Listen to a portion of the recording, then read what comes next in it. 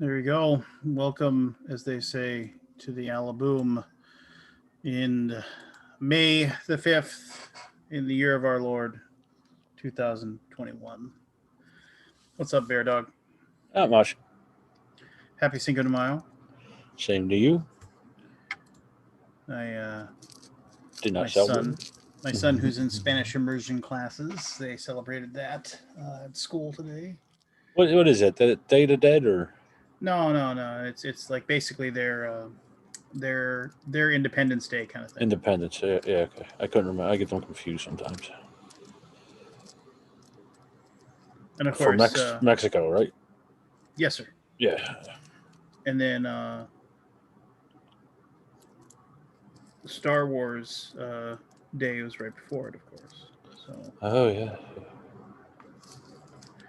but A yeah, holiday man. with meaning, huh? The Star Wars. Well, I mean, I'm not gonna say that. I think that it is definitely. Well, May the 4th, like it's one of those weird things where it's like, you know, I don't know who made the joke first, right? May the 4th be with you, just Yeah. like, and then it just kind of went from there. I mean, it's kind of like if when I played poker, like pocket fours was called Star Wars or Darth Vader, because fours, Yeah. force, um, uh, it is, yeah. But I mean, somebody must have cracked wise, and then of course, so if you and if anybody here follows me on the social medias, I shared with it. I shared everybody like I think it was 4 years, 4 or 5 years ago. I think five. Um, I was down in this room actually over there. You can't really see because the camera's not pointing at me. But uh, my son said he wanted to watch Star Wars, so we went in. That was back when we had a hammock in this room, and so then I set up the. So we got in the house hammock and we watched.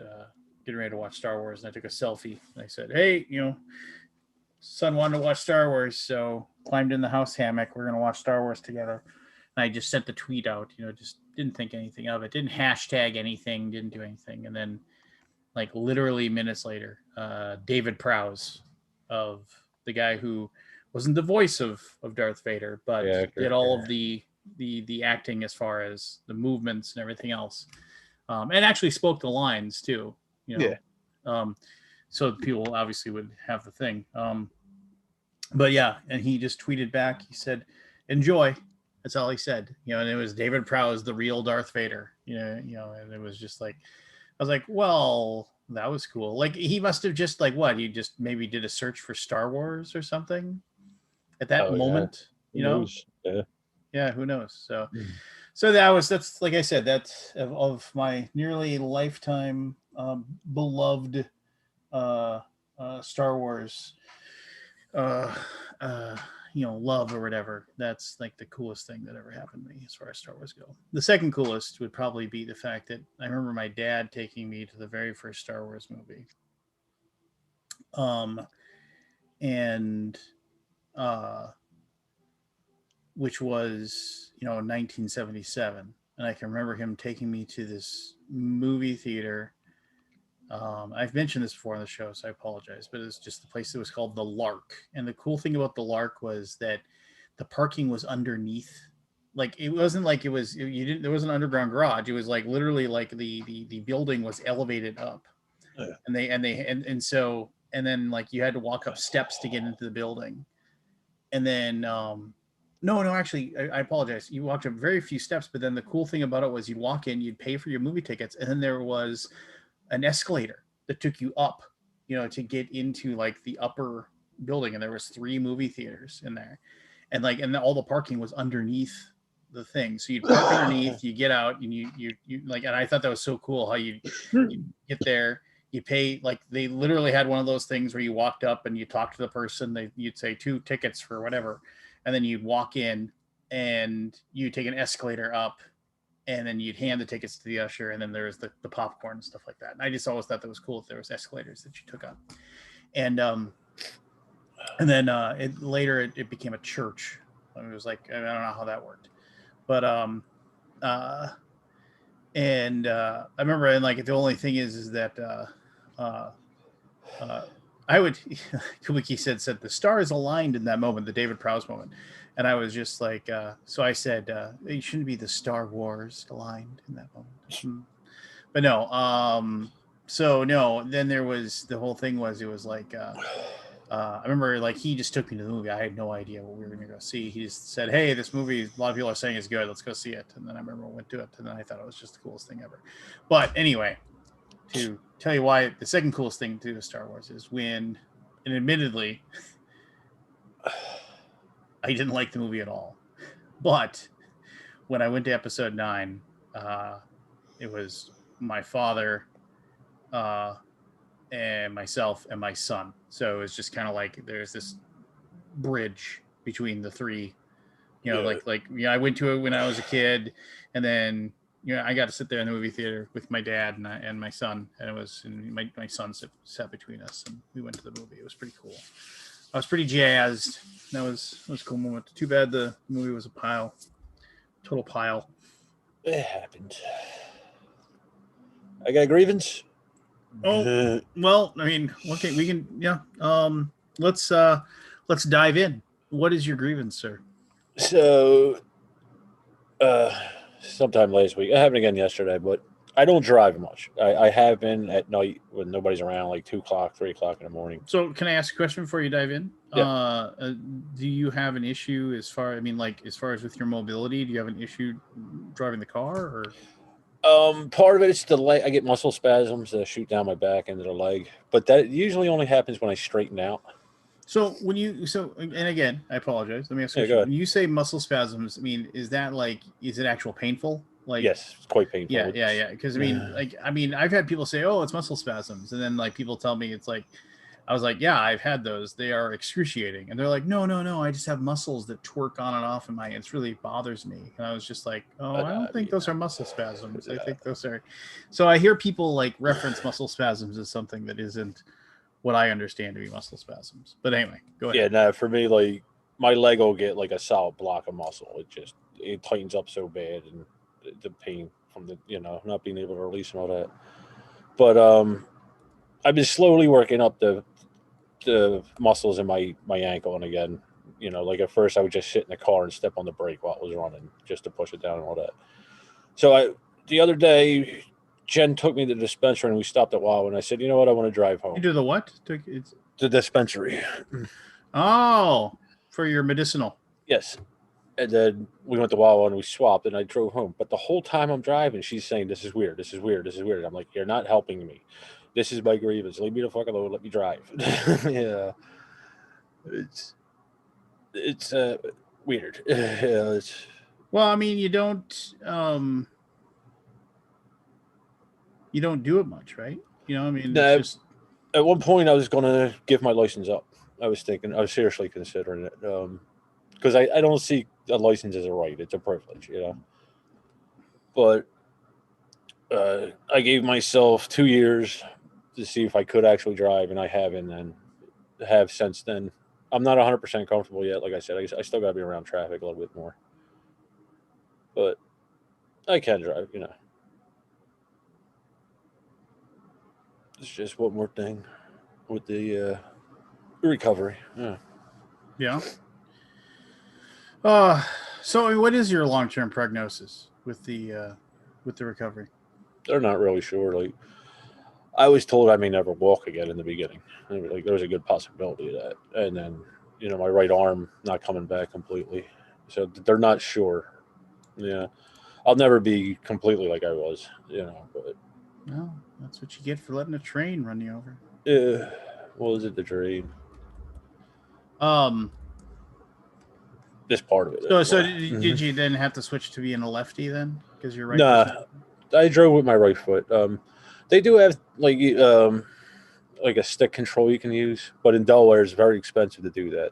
You got to take a long course and all that.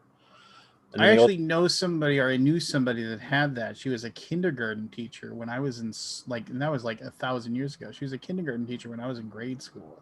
yeah, So I mean, and she actually had that, because of like, I mean, and she would drive the school van when like when we didn't use to go on field trips. We didn't use a bus for some reason. We would use a couple of vans, and she would drive one of the school vans, and they had to actually modify the school van to accommodate um, like yeah. what she was able to do. So crazy stuff. Well, yeah, just because you're disabled don't mean you stop life. You just got to do it a different way. Yeah, it takes a little longer. Got to think about it Well, more. see, these are all things about getting old, right? Yeah, eventually we're all going to be there in some way or form. You know. It just happened half the time, apparently. But yeah, no, there's that. There's stick things, which, like I said, is expensive in Delaware. There's a course you got to take and all that. Or there's these.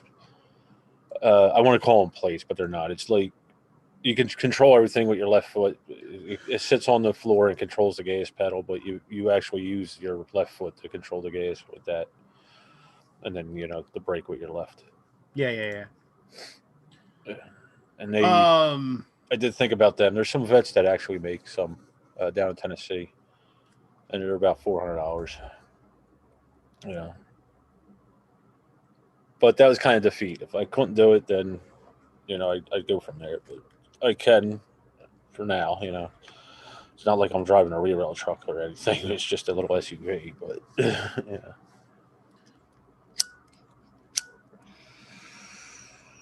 I'm trying to remember. I thought I had a grievance. Maybe I'm just getting old and I just forgot about it. I didn't want to bother with uh, the with complaining or whatever, if that means any sense. No, no drop off drama.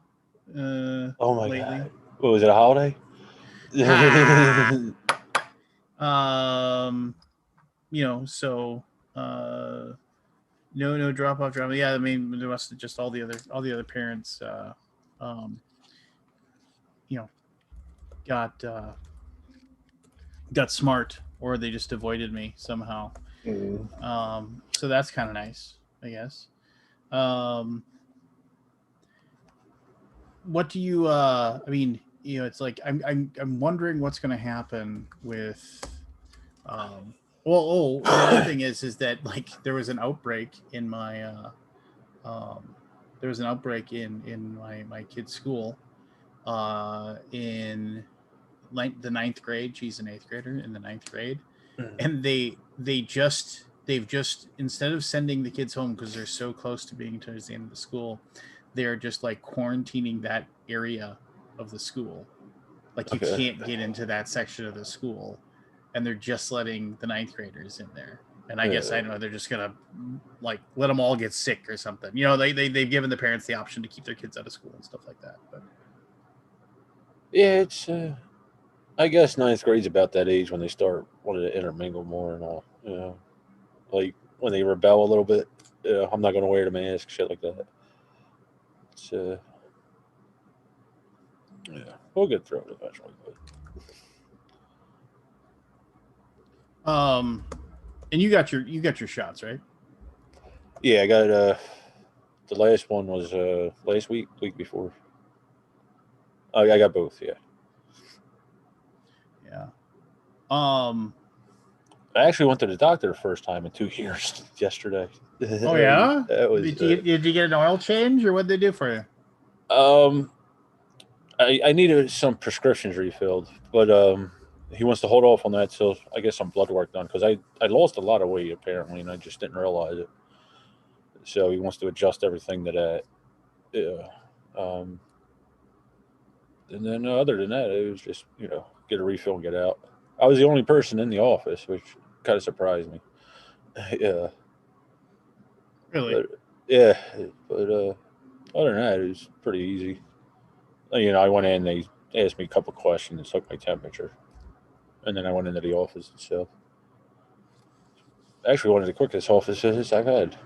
So why did you go to the doctor? You just didn't feel good, or what? No, I needed some refills of some prescriptions, and I haven't seen them in like I said, in almost 2 years. So he wanted me to come in for that, and I needed an antibiotic. I got an abscess in a very uncomfortable spot, so he wanted to check that out too. That's the main reason I went in, was to check out the abscess. Hmm. Well, always nice to go to the doctor and get a clean, like kind of a checkup, if you will. Yeah, Like I said, when I went and saw my doctor, like a week and a half ago, 2 weeks ago, whatever it was. This is probably the most exciting conversation album ever. But I remember, like, after getting all the stuff and getting that thing chopped off my ear, but like having all the tests come back good and clean. yeah. Yeah, he was just like, yeah, you're good to go. I mean, you're going to need a colonoscopy here in the next few weeks, but other than that, he said, you're good to go. See you next year. Yeah, I'm funny with doctors anymore. I just don't want to deal with them. Why? I don't know. It's 2 months in the hospital was enough for me. Too many doctors at one time. Just Well, want to I be left mean, alone. what's the old saying? People go to hospitals to die. You get that. You get that you hear that from Yeah, people. Well, that's kind of like a self-fulfilling thing too, right? It's just like you're going to the hospital because you're sick. You're staying yeah, there because you are sick enough that they need to be able to keep an eye on you. And yeah. so if something really does happen, they're there and ready to help you instead of like getting an ambulance to your house and getting you to the hospital. The biggest thing I ever think about, and this isn't groundbreaking mentality here or anything like that, but the biggest thing that I ever like kind of realize is when you realize that, like, and this is going to sound political, and we're going to maybe dip our toes into the political spectrum here a little bit, and I apologize for that. But like in America, where we don't have government hospitals, right? The hospitals are businesses. They Yeah. they have a bottom line. There is a you can get your treatment, and you know uh like my checkup, I got my bill, it was like 400 some bucks. That's with insurance, and it's just like, and that's also with the thing chopping off my ear and whatever, Yeah. and so it was, so the whole 9 yards, right? And it's like, well, I'm not jazzed about spending that money on that, but what else are you going to do, right? It's like my pickup truck needs brakes. The warning squeak is happening, when you get Yeah. to when the brake pad The gets to that point. censor. Yeah. Yeah. So it's just like, so I gotta take it in. I'm not really excited about getting rotors and brake pads either, right? And that's something that kind of pisses me off too. That, like, I remember I was telling my wife this. I remember back when, like when my brake pads would get low on my old cars, like I would just do it myself. Yeah. I had a buddy teach me how to do it, like when I was 19. Yeah. And after that, it was just jack up the car, take the wheel off, take the brake pad out, put a new brake pad in, and do it for both the tires, and you're good to go. Now you just can't do it anymore. Yeah. They got so many electronics in it. Yeah, they make it so you can't do it yourself anymore. Well, But the anyway, pads you can, but you get a little deeper and you can't. with the anti-lock brake systems and things like that, Yeah. yeah, you just you have lots of different things going on. But anyway, the old people problems, right? No, so stuff like that, like I what's talking about my doctor, money. Oh, so like you start to realize that it's like, yeah, okay, I go to the hospital, I go see my doctor. My doctor's like, hey, like, let's go ahead and check your blood work and do this, that, and the other thing. And they're there to help and diagnose and figure out what's wrong with you, and do the right thing for you, right? But ultimately, it's like, it's a business. Yeah. It's like, yeah, it's like, yeah, okay, you're going to a hospital and you're like paying this money and you're doing this thing, it's like, but it isn't like a service, right? Right. It's something where you are, it's for lack of a better term, it's like a weird thing where I'm like, oh, you know it's like um uh what's the word I'm looking for here? It's like, it's one of those things where you're like, oh, it's like, I need a plumber, You know, I mean, it's like you're paying a guy to come to your house to check your plumbing and do your work or whatever. You know, so I mean, I don't know. It's one of those things where when it's kind of like when you realize when you're going to college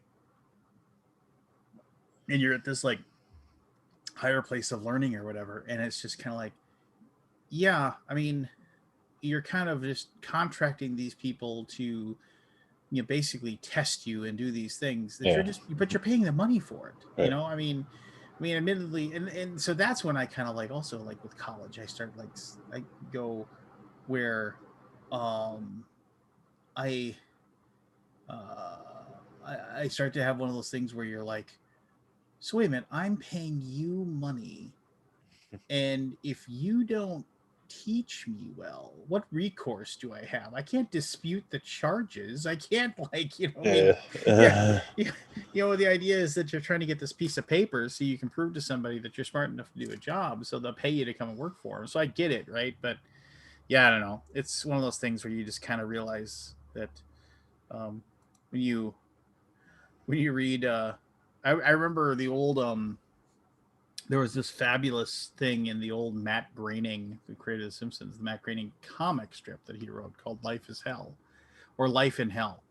And there was this thing where it's like the stages of growing up or the stages of being a teenager, and it was just like this 9-panel comic. And then one of the things was, and his main character in that was this rabbit, like this rabbit with, and just like who kind of looked like basically you could, if you took Homer and made him a rabbit, that was like kind of what he looked like, or Bart and made him a rabbit. You can Google it, you can find it pretty easy. And but one of them was the realization that everything you've been told is a goddamn lie. And it shows him, and Yeah.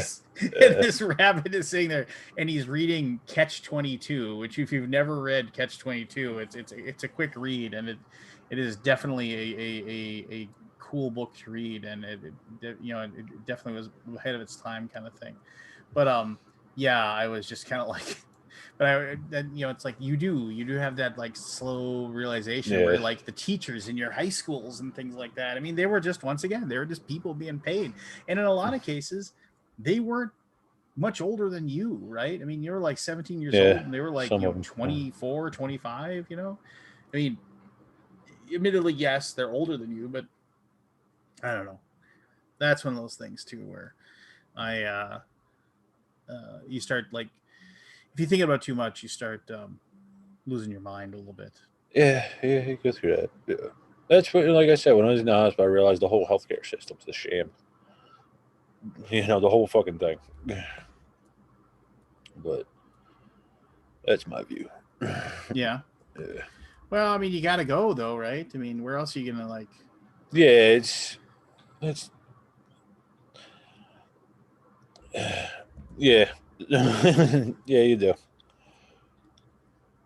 It's like I was arguing with them in the hospital about they wanted to do something. I was like, well, how much is this going to cost my insurance? And they couldn't give me a price. I'm like, so would I buy a pizza without knowing the price of it? Well, it depends on the pizza, I suppose, right? No, but I'm saying, it could be $100, it could be $10. Yeah, I mean, there's something to be said there too. Um,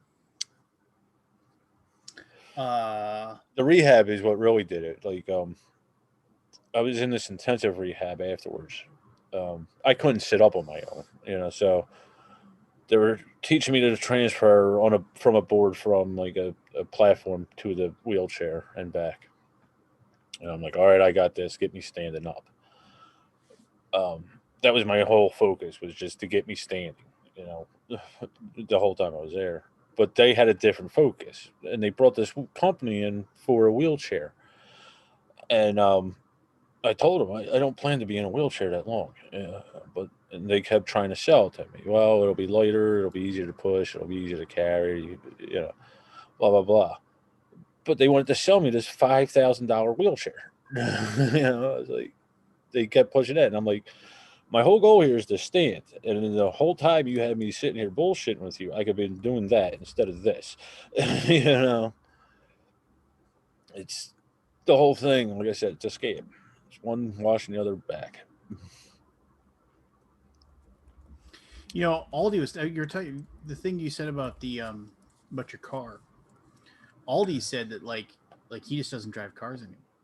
Like he said, like Michelle has a car, but he doesn't own a car anymore. Yeah, I'm actually thinking about selling Jen's car for that reason. I don't really use it. Yeah, it's um, even Jen. She goes to work. We don't really travel much anymore. Well, because of the pandemic. But That yeah, thing, it's yeah. affecting everybody. We haven't gone down to the shore even before the pandemic. We sold that place. Um, I go up the mountains once a year, maybe twice. I might go up again this year in June after my birthday. But yeah, we don't really travel much anywhere.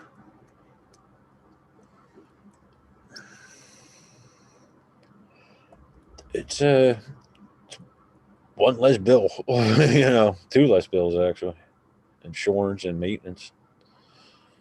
Well, I read a really interesting stat. Now, this is one of those things too, where like they say, oh, you know, it's like, uh, you know, once I mean, you know, cars get older and then they turn into a money pit, and um, like there was a study that showed that like there's these people that like, oh, you know, it's like I'll buy a car and I'll drive it for 4 years and then I'll bring it back and I'll trade it in, I'll buy a brand new car, Yeah, you know, and they'll just do that kind of continually. And the study actually showed that like there's no better way to lose money than to do then that. to do that, yeah. Yeah, because the argument people have for that is that, oh, well, you know, after 4 or 5 years the car starts to need all this maintenance, you got to do all these things, you're going to be spending all this money, you know, like, oh, I got to get the water pump fixed, or I got to, like, you know, get the differential looked at, or, you know, just I'd like to all know kinds what of. these people do to these cars that need all that in 4 years. Well, no, I mean, but they say that that's just it. You know, you get the wear and tear, right? And yeah, you have, yeah, and these things happen. But then they show that like over the course of the life of your car, like like to keep bringing a car back in and getting another one and driving it for 5 years and taking it back in and doing that, you're actually spending way more money yeah, than if you just keep the car you have. But I mean, but then the study also showed that like these people, you know, it's likely that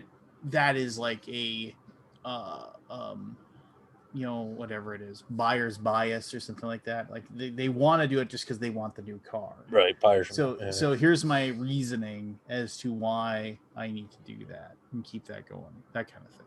So yeah. Me and my brother had it. Like I, uh, I usually buy new cars, um, but I keep them for a decade at least. It's except for the trucks. The trucks got a little more beat up. But my brother will only buy used cars, and he's like, I just can't see spending all that money. And I'm like, well, you're doing that because you're buying a used car every 2 years or so. I don't understand your logic here, Rich. Yeah. I mean, the insurance is higher in the beginning because of the bank note if you have it, but other than that,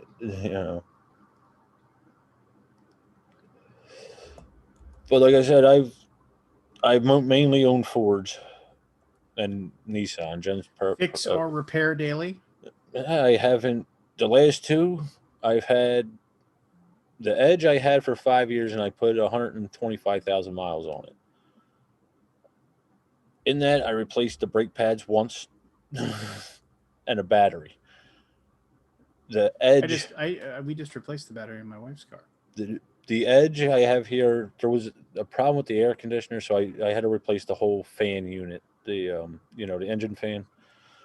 It was causing my air conditioner to act up and overheat the car. But other than that, I only had to replace I just replaced the tires, and it's got 105,000 miles on it now, and it's all factory. I just replaced the tires.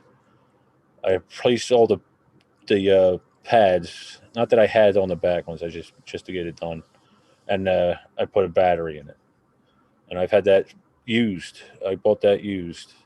It was a year used when I got it, and I had it 5 years now, 6 years now. Yeah. If you maintain your vehicle, chances are, there's always maybe a mechanical failure. It's a given, especially with how cheap they're going on some of these parts lately. Especially like you're saying, the water pump, they go cheap on that. Yeah, but usually you're not dumping thousands and $1,000 in the car. That's true. Unless you're paying somebody to diagnose the shit. That's different because then they're just trying to make money, especially the dealers. Oh, I mean, I used to work for a guy who had been who was a dealer mechanic, Yeah, and he said that like they just robbed people. He yeah, said they just flat out robbed people. Um, they he said especially he's like, and this is horrible. I'm repeating this. This is from like I remember 20 years ago he told me this. He said women. widowed women, Yeah, like they would come in and they didn't care. They just paid every single penny we told them, and then and he's like, we would fix it, and he's like, and I never did it myself. He said, but I would see people that would put pinhole leaks in their tires, yeah. so they would have to come back. Oh yeah, it looks like we need to put a plug in your tire. Just Eventually, hopefully they get weeded out. But yeah, there are people like, well, in all fields, not only them, but I went through that with the construction, the roofing especially. They would target old people, old widows for roofs. Roof would be fine. Maybe need a new ply. They'd rip it off, put a new one on, charge them thousands and thousands extra dollars. Yeah. um what was I actually got a robocall from the from one of those roofers that like thinks that they're calling you because they there was like maybe a storm that went through the area. Yeah, yeah. So I uh the and it was funny, they called and asked for my sister, which is ridiculous. So they called my number, my Right. cell phone, to ask if my sister needed her roof looked at. And my sister, who hasn't lived in North Dakota since, man oh man, what is it? She hasn't lived in North Dakota in 33 years. And I'm like, Yeah. what database are you getting this information from? That they're calling me, asking for my sister on my phone. And I was just like, who can I ask is calling? I was like, yeah, no, there's nobody here by that name. And then and it was totally like a robocall thing where, because like the guy was just like, hey, well, I'm Steve from top rated #1 priority roofing, whatever. It's just like some totally made up, where they throw in a national or a USA in there, it makes it sound like they're like official. Oh, this is national USA #1 priority roofing, and it's like you have been selected to get a free estimate on your. I could have guys out at your house at 1:00 tomorrow. He mentions my sister's name. I was like, who are you calling for? And they said the name again. And I was like, yeah, okay, bye. He just hung up. They just move on to the next. Try to snucker somebody into like saying. I fuck with them when they do that. Well, the thing is that now when I think about it, I should have called, and this is horrible, but I should have called it in. I should say, yeah, you bet. Here's my address, and give him like my neighbor's address. See him show up, just so I can be like, I can laugh. Send him to the guy that still flies his Trump flag across the street. I shouldn't say that. Yeah. He can believe what he wants to believe, but that's fine. Every family's got one. Yeah. They call me. My cell phone's still registered in the Philadelphia area code, but I live in Delaware. So I'm like, yeah, come on down, give me a free estimate. I'm about an hour from you.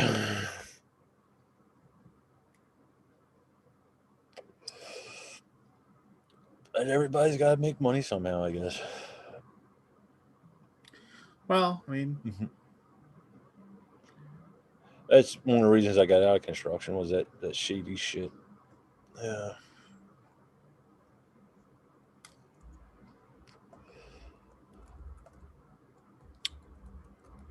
and you still see it today. Just the construction industry's jumped leaps in the probably 20 years I've been out of it. Yeah, it's ungodly. Just the materials they're using and everything else.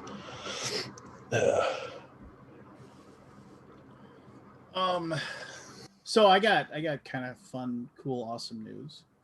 Um, so my all of my D&D group will be completely vaccinated in 2 days. And That's so good. we are in, they've, basically had the shot, and, they've had 2 weeks and the whole thing. So this Friday, the last of the group crosses that threshold. So we're going to play D&D in person in my home for the first time. Well, in my home for the first time in many, many years. But as a group, we're gonna play for the first time as a group. I mean, it was probably it's over a year. It was like last time we played was like March of last year.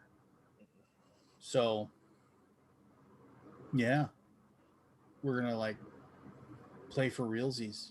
For realsies. For realsies, sit down at a table, see each other, Good luck. order pizzas. It's gonna be awkward.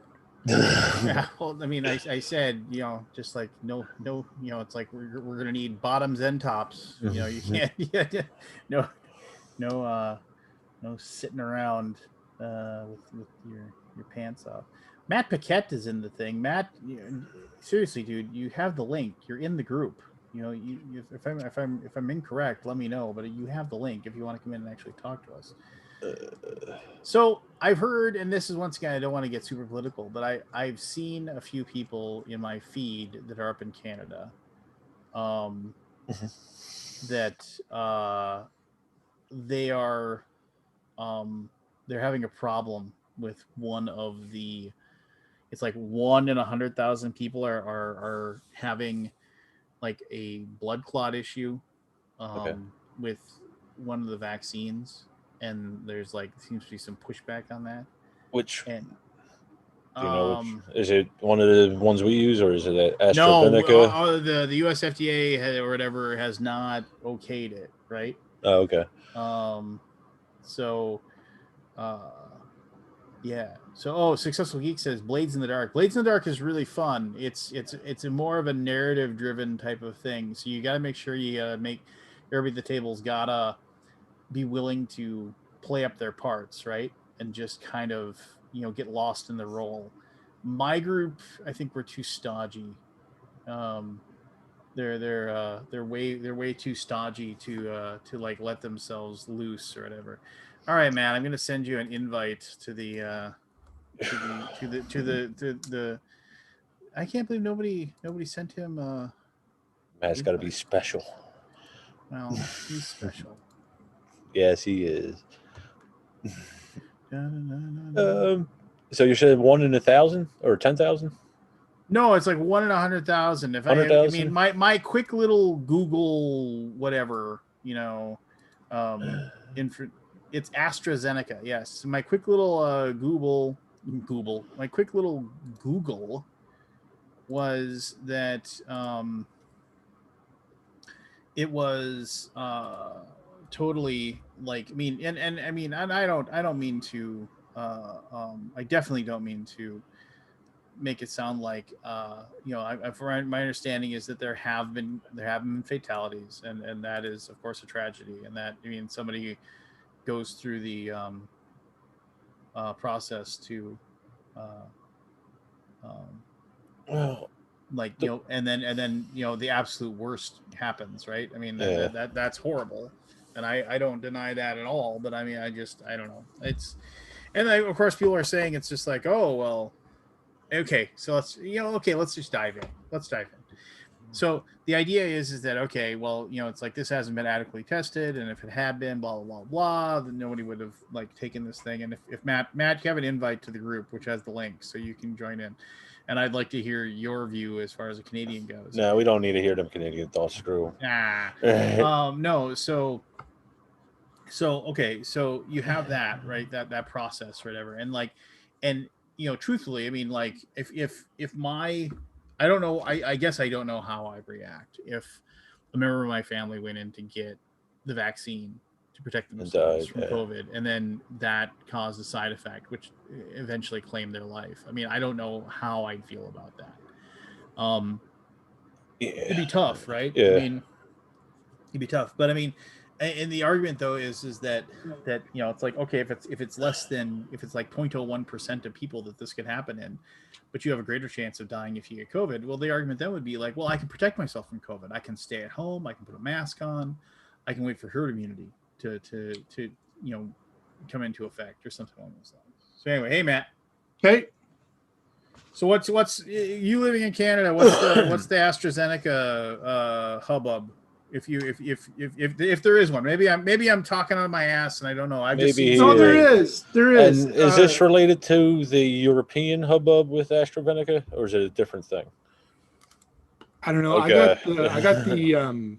I qualified. So here in Canada, only recently are we allowed to, are they opening it up wide? I luckily qualified early because I'm the primary caregiver for my elderly parents. Okay. So I got to get my first shot at the beginning of April, Okay. which qualified me to get my second shot in July. Wow, that far. Yeah, it's 16 weeks. Here Basically, it's is what a they're month, so they right? can get everybody done shot one. Oh, And okay. then- Okay. And then, so because shot one gets you like 80% of the there. Right. So, but from what I understand, AstraZeneca, the whole blood clot issue, there's like a 0.0004% chance of a blood clot issue without precondition or whatever. Right.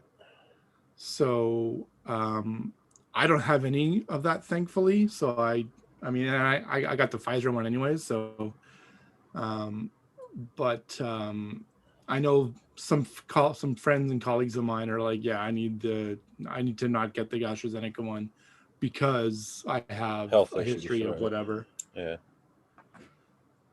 So To me, it's just numbers. I mean, there's going to be a percentage of people who Yeah. just don't act with it. You know.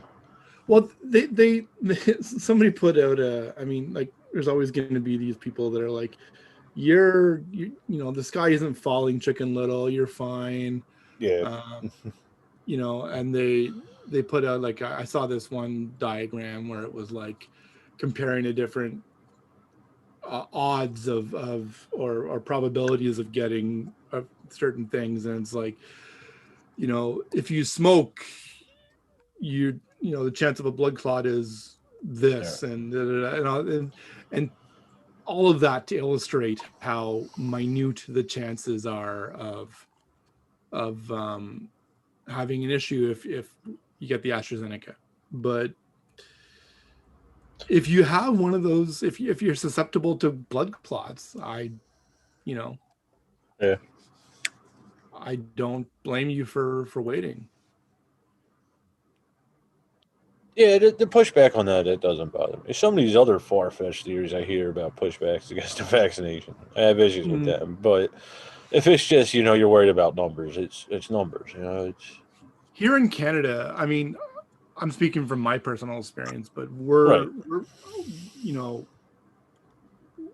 we don't, or I don't anyways, and nobody I really know doesn't kind of distrust the people giving the information that much, right. whether it's the government or whatever. It's like, we need to do this. Okay, let's go do this. Yeah. Yeah, here it's a little different here. Yeah, I mean, here it is too. I mean, in there are certain pockets, like around the GTA, around the Toronto area, there's people doing marches and stuff, and anti-mask marches and Right. whatever else and stuff like that. But I'm in Ottawa, which is, government town central, because it's the capital, and that's basically Oh, you're out in the west. Okay. no, I'm just above Buffalo, basically. Oh, okay. I was thinking, okay. thinking Yeah, British just above Columbia. like Syracuse and Messina, New York, kind of thing. Okay. So, this town here is pretty much like, yeah, okay, no problem. We'll go get the vaccine. You got it. But there are areas like, Toronto and BC and things like that, pockets that are not as. What's up, Matt? Hey, Scott, how's it going? Hey, Scooter. Going. Scooter. I won an award last year. You Won an did? award? And I was What playing does- at the table today, and I got this award. What is it? Can you read it? Vendor award. Van Ryder Games Vendor Awards. Board games. Nice. Oh. That's almost as 2020. illustrious as the Excellence in marketing. didn't you win like what was the award you won and like you had to run up and like say something quick and you didn't expect to win? That was the Ennies. The Ennies, that's right. You won. Well, here's the thing: like the guy, website of the guy year or who whatever? didn't win gave like a 10-minute speech, and I'm like, oh, well, then we must not have won because that's like a long speech to give for not winning. I didn't understand it. Like, I'd never been to the Ennies. I don't know the award. He won the silver. We won the gold, and I was thinking, I didn't know we were going to get the gold. So when he said the gold, I'm like, oh, is that second place? I didn't understand the awards like format. Plus, like, I mean, whatever. Nothing against the Ennies, but it was long, and the guys who don't win got to give speeches, right? And his speech was really long, and I'm like, oh, he must have won. I guess we didn't win. But then they called my name up, and I'm like, wait, did we win, or did we win second place? So I went up and I said, second place is just as good as first. Thanks, everybody. Thanks for the support. Thanks to all the community. Thank you to certain people. And I just quickly ran off stage thinking I didn't win. Then when I got back to my seat, I looked at him like, gold. Wait, just did we win? I didn't even know. So how did the second place people thought you were pandering to them? Well, I've never been to the Ennies before, but and nothing against people giving speeches for runner up, but that was a long freaking speech for not winning. You know what I mean? Yeah. But anyway, I didn't even know about this, but it's pretty nice. Hey, I see Lance's face in the reflection. Nice. How meta. Excellence in marketing 2020. Thanks, Van Ryder. And it came in this nice little. I'm like, what is this box? Is this a game? And I think when I saw Van Ryder on the box, I thought, oh, it's just an expansion for like one of their, the terrorist game, terrorist negotiator, hostage negotiator. Yeah, so cool. Thanks. Goofy. Scotty. I'll put it on my background here. Put it in your Put it in my pipe and smoke it. Yeah. No, I was gonna say put it in your I can't even think of the words I'm trying to say. Like just your illustrious mantle, where you sip cognac and I'll put it cigars. next to my YouTube award. There you go. My YouTube play button. Gosh, my That's for the 100,000 subscribers, right? Correct. Yeah. My dad used to say that. Put it in your pipe and smoke it all the time. Put that in your pipe and smoke it. Yeah. He's also a guy that says irregardless, though. Irregardless isn't a word. So No. I sold my mom's house, right? Yeah, you're Did you? telling us. I've inherited the house from her when she died last year. Yeah. And they're like, oh, we need your stepfather's death certificate. He died 20 years ago. Like, what the hell? I hate bureaucracy, man. Oh no, Fucking, it is. shit. Your 20 mother. fucking years. It never got switched over to your mother completely. That's one of my because that's how favorite it got quotes switched over is the bureaucracy needs to expand to meet the needs of the expanding bureaucracy. Yeah. Luckily, I dug through my mom's old I grabbed all my mom's papers from the house when we went together, and I just dug through it, and I'm like, I fucking found it. Which is You like, can get reprints of it, obviously. Yeah, all kept, but you have to know when they died and when they're in their fucking social. I don't know my stepfather's social security number. I don't know I didn't even remember when he died. I knew it was like 20 years ago. Anyway, but you got it taken care of. I think so. Yeah, I remember. So let me tell a funny story. It's not really funny. I'll find out in a couple months.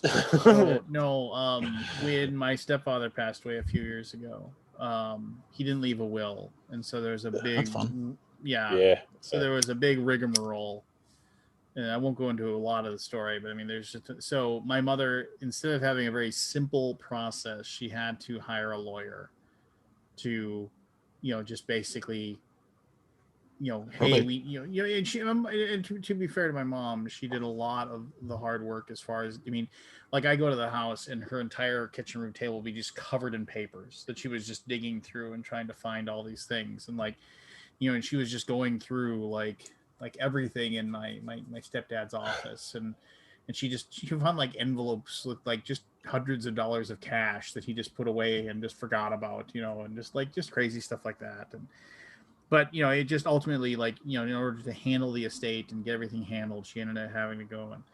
But I remember, and then when he passed away, his kids from his first marriage, who had, not to get too dramatic, but they had made every effort possible to let my stepfather know they wanted nothing to do with him, and they never wanted him to come and find him or locate him or anything like that.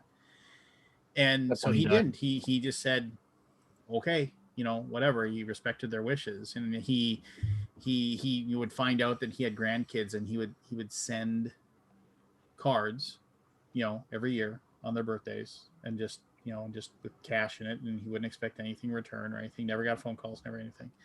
Well, when he passed away, they came around and were saying, well, we deserve Came X, Y, sniffing? and Z. Yeah, they came sniffing, and we deserve X, Y, and Z kind of stuff. And so she had to hire a lawyer basically to Yeah. Yeah. Would have been easier with a will. Yeah, exactly. Would've Will been, will just say, you get nothing, my wife gets everything, adios, and it's done. Yep. But I remember, like, the first time she wanted my brother and I on the phone call the first time that she was talking to the lawyer, and my brother was in like Minnesota where he was, and I was where I was, and I was actually in the room with my mom, and my brother doesn't really trust lawyers, so he thought that she had left the room because it was all on a conference call. And he was like, well, I don't know. She's just going to try to screw you out every penny you got, Mom. And she was just like, I'm still here. She just, it's like, there is this moment of like absolute, like, and she was just You're like, like, if you feel that way, maybe you should get another lawyer. And I was just like, it was like, no. don't listen to that idiot. Yeah. It was actually interesting. Like, the conversations I had to have with the lawyer when my mom died was like, do you guys like each other? Are you friendly? By me and my brother. Like, are you? It was this weird conversation. Like, are you amicable? Are you guys have a good relationship? Or like, yes. No, I have to ask that because you never know with these things. Yeah. Anyway, I will be glad to have this house sold. It is basically the last remnants of my mom's stuff. Did you bottom dollar it, or did you try to? Like, No. In fact, it was a mess. It was like unsellable like 6 months ago.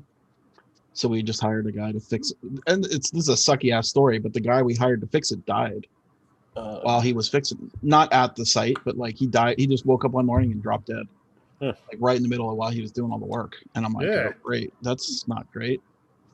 So we found the guy he hired to, and this is a friend of the family. He's like my dad's good friend, and he just dropped dead. And luckily, we found the workers he hired and had them finish the work. Yeah.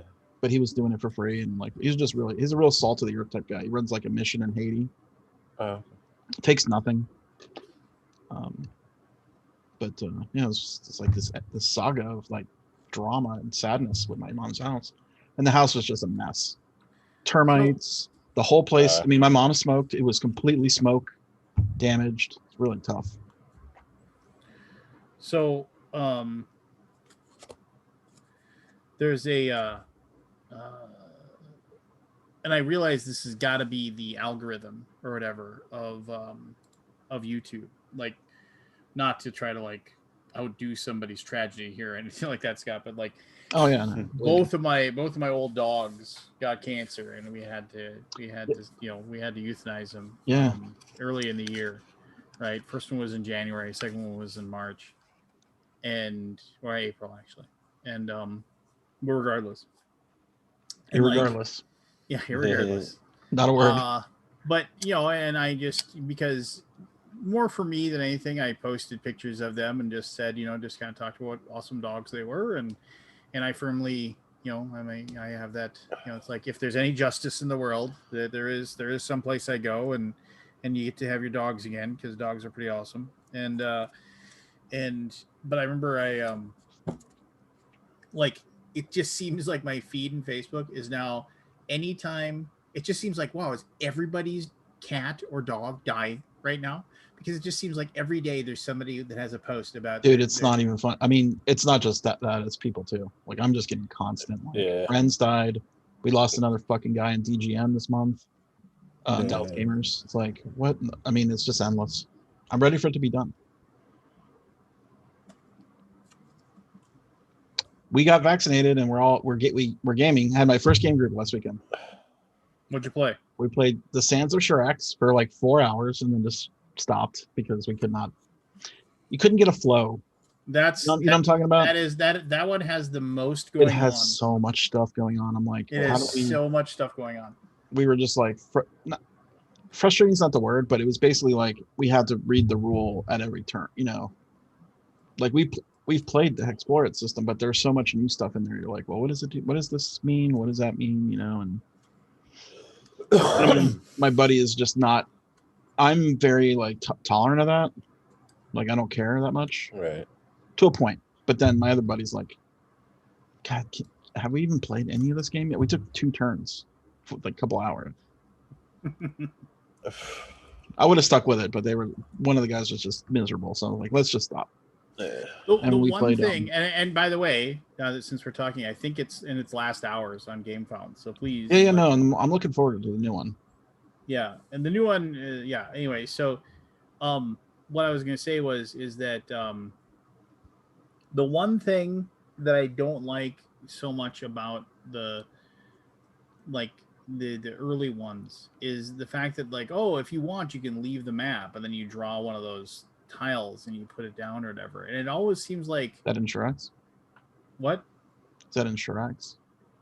Well, it's both in Forest of Adramon and in. Oh, it's off-map exploration. Yeah, off-map exploration. You can leave the map and go do things, and there's like not a lot of reason to do it, right?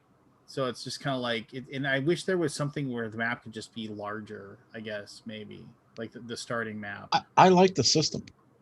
I think it's fun. Yeah. Move, roll for your survival, roll for your, searching, roll for your food, all that stuff. Ooh. Do the encounter. I like it.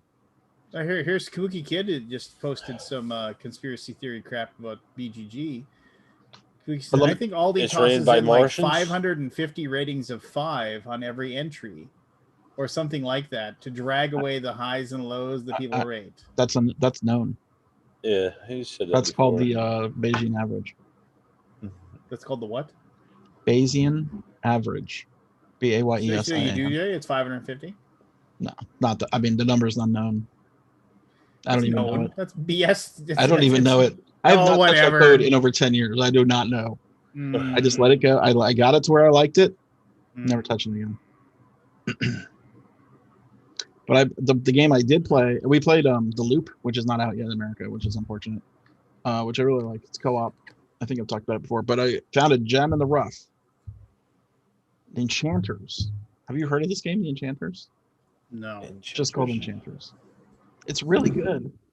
You're basically building an artifact in your tableau, and it's very fun because the cards like read and make a sentence, and you start with the fist of enchantment or something like that, and then you build up and you fight. It's kind of like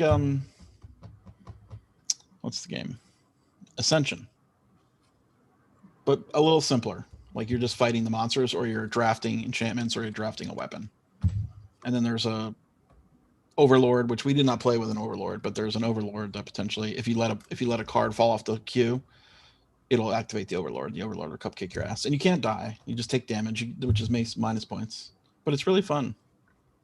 I had back their Kickstarter with the all in, and there's a shit ton of content. I'm like, this has been around for years, and I've never heard of it till this box. So you happen to stumble upon this one thing, huh? I think, I don't know if Tom gave it a bad review or not, but like it's pretty fun. I really enjoyed it. I wish What we. is I mean, new? we played it sort of like at the last game of the day. You know, it had a 1-page starter rules, and then we're like, oh, we should have been playing this for like half the day because we like wanted to play more of it. Because it comes with like, if you buy the box, it comes with like at least 30 expansions in it, like card decks, right? To build, you take 3 of them randomly, and then you just make a deck and you play. And every deck is sort of different. Every race, I guess you would call it, monster type. So you fight monsters. You're basically trying to get gold, or sorry, gems, which let you buy stuff. And if you just pass, you get 3 gems. It's really neat. Anyway. Anybody else play What's up, anything? Keith? I played Merchant's Cove with myself 4 times. You like playing with yourself, Keith? I play with myself every Plays chance I with himself get. all the time. And if you don't, you're not living life right. Keith taught me all the characters. Well, I taught you 4 of them, and I think Oh, is I that not told you all of about them? the other 3. There's 7 total. Okay. Those are the 4 base games we went through, and then there's 3 expansion characters. And so anybody that's looked at Merchant's Cove or not, it's a asymmetric Euro game. Everybody's trying to get Very points asymmetric. the same way, which is by selling goods and manipulating which docks the adventurers go to so they can maximize how much money they get for selling their goods. That's ultimately, and also basically kind of hedging your bets on who's going to have the most adventures in the guild halls as well. That's the other way of mainly getting points. And everybody's doing that together. But it's how you generate your goods to sell that's completely different for all 7 characters in the game. One merchant is a blacksmith who runs a forge who has a little miniature dice placement game going. The next merchant is the alchemist, who is kind of like a little miniature potion explosion game that they're playing to generate their goods. Then you've got Rick and Morty, or the Chronomancer, which has 2 little figures, the assistant, Rick and Morty, basically. And they are on a rondel board that changes as the game is played, and they'll execute actions on their spaces to generate goods and have some time manipulation, because time is kind of the currency you spend to That's do time your track. actions, if you will. That's kind of what powers that. Then the last base game character is the captain, which I would say is almost like a pick up and deliver type game, except you're just picking up. You've got little ships that you need to sail around the islands and either fish up goods or dig up buried treasure goods. Meanwhile, you're generating curses that you've got to eliminate, and that's how they generate their merchandise to sell. Then there's 3 individual expansion boxes that can be purchased, or if you bought the all in Kickstarter like I did, you get all of them. One is the Oracle, which is a roll and write game where you've got a bifurcated dice tray. That's a fancy word for split in half, right? Anyway, that split dice tray, you've got 2 4-sided dice, a bone, a voodoo doll, and a double-sided cardboard coin. And then you shake those and you throw your bones into the die.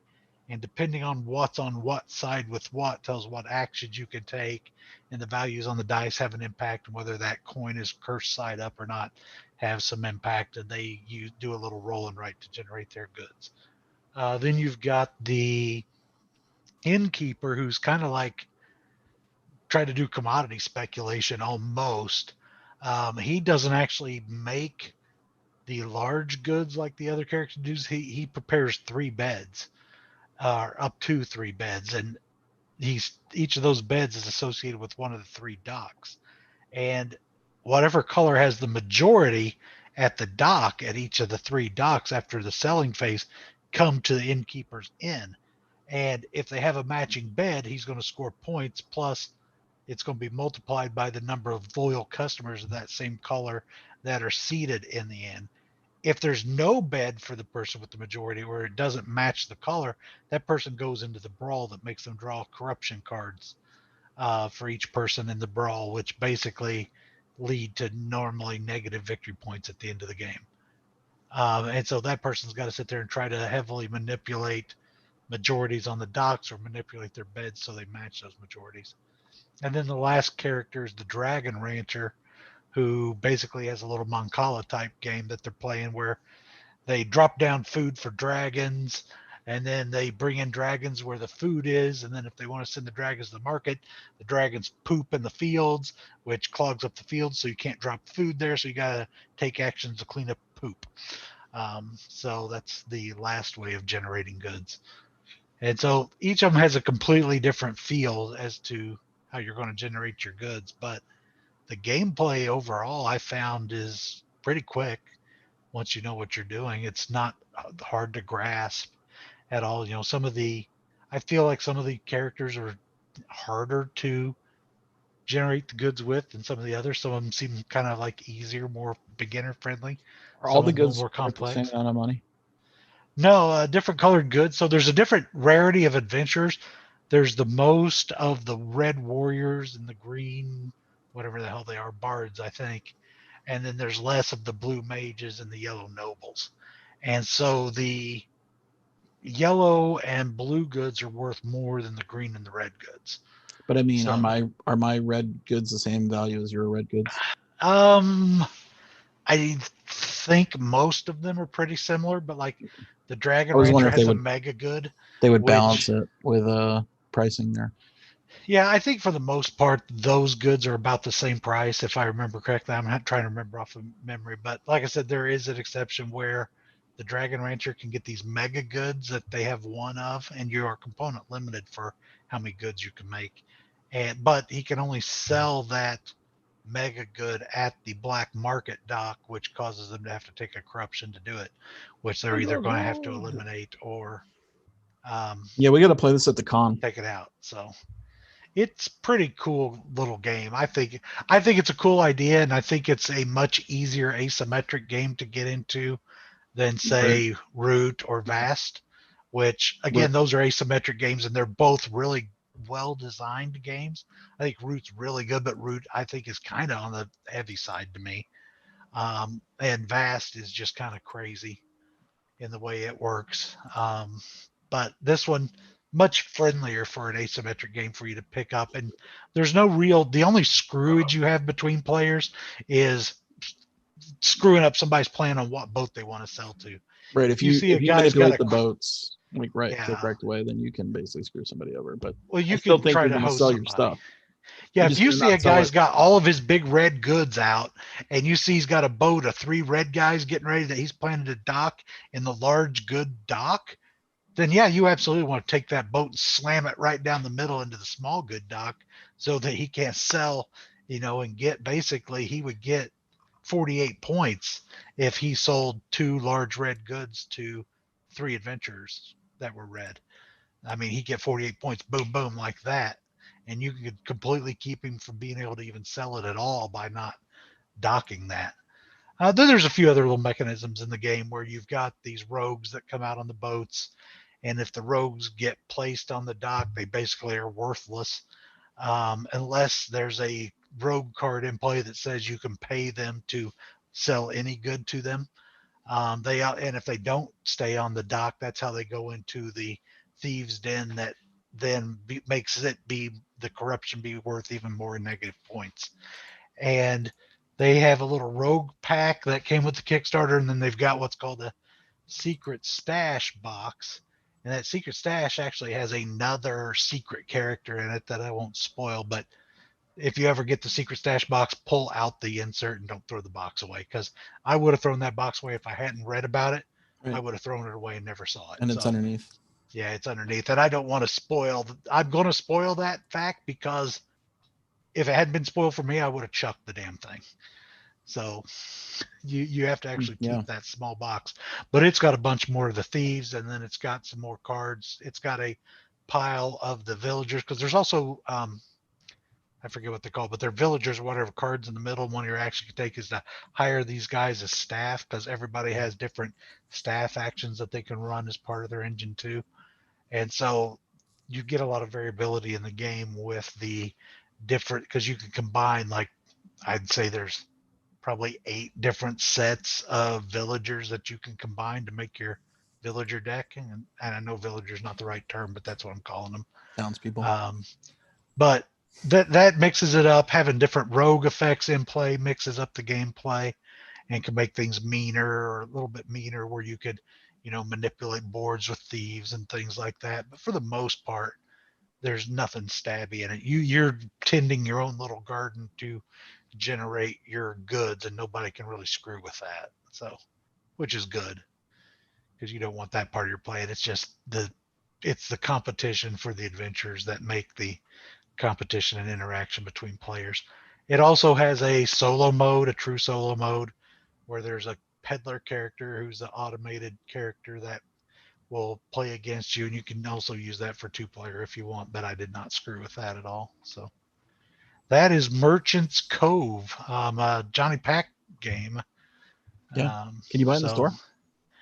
I don't know if it's out yet. It's just delivering to Kickstarter right now. The Kickstarter backers are just getting it. I mean, if you got the all-in pledge, it's a big old box. It's Miko art too.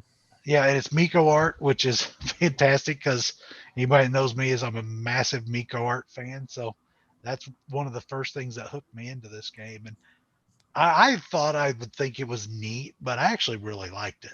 Obviously, because I sit here and rambled about it for 10 minutes. But Yeah, I remember I played I did a video for that 1,000 years ago. It feels like now. They said they're sending me one, so It's like 2 years ago, right? yeah. Like I before. don't think it was pre-pandemic. I don't know if it was quite that long ago. Yeah, I guess it was probably pre-pandemic or right about that time. 2019. But because everything was delayed, of course, by the pandemic, but they weren't very late in delivering. And it got here sooner. And the other nice thing they did is, since they knew they were going to be later than they had planned, they actually put out a tabletop simulator version of the base game so that people could play it and send everybody the link, which I thought was really cool of them.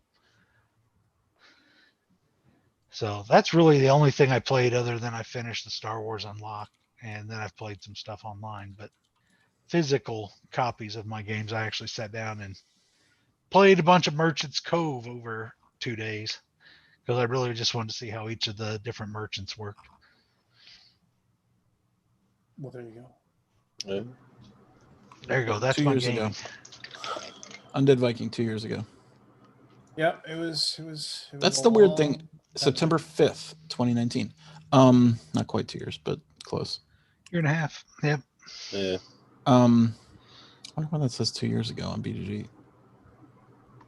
Maybe we're rounding.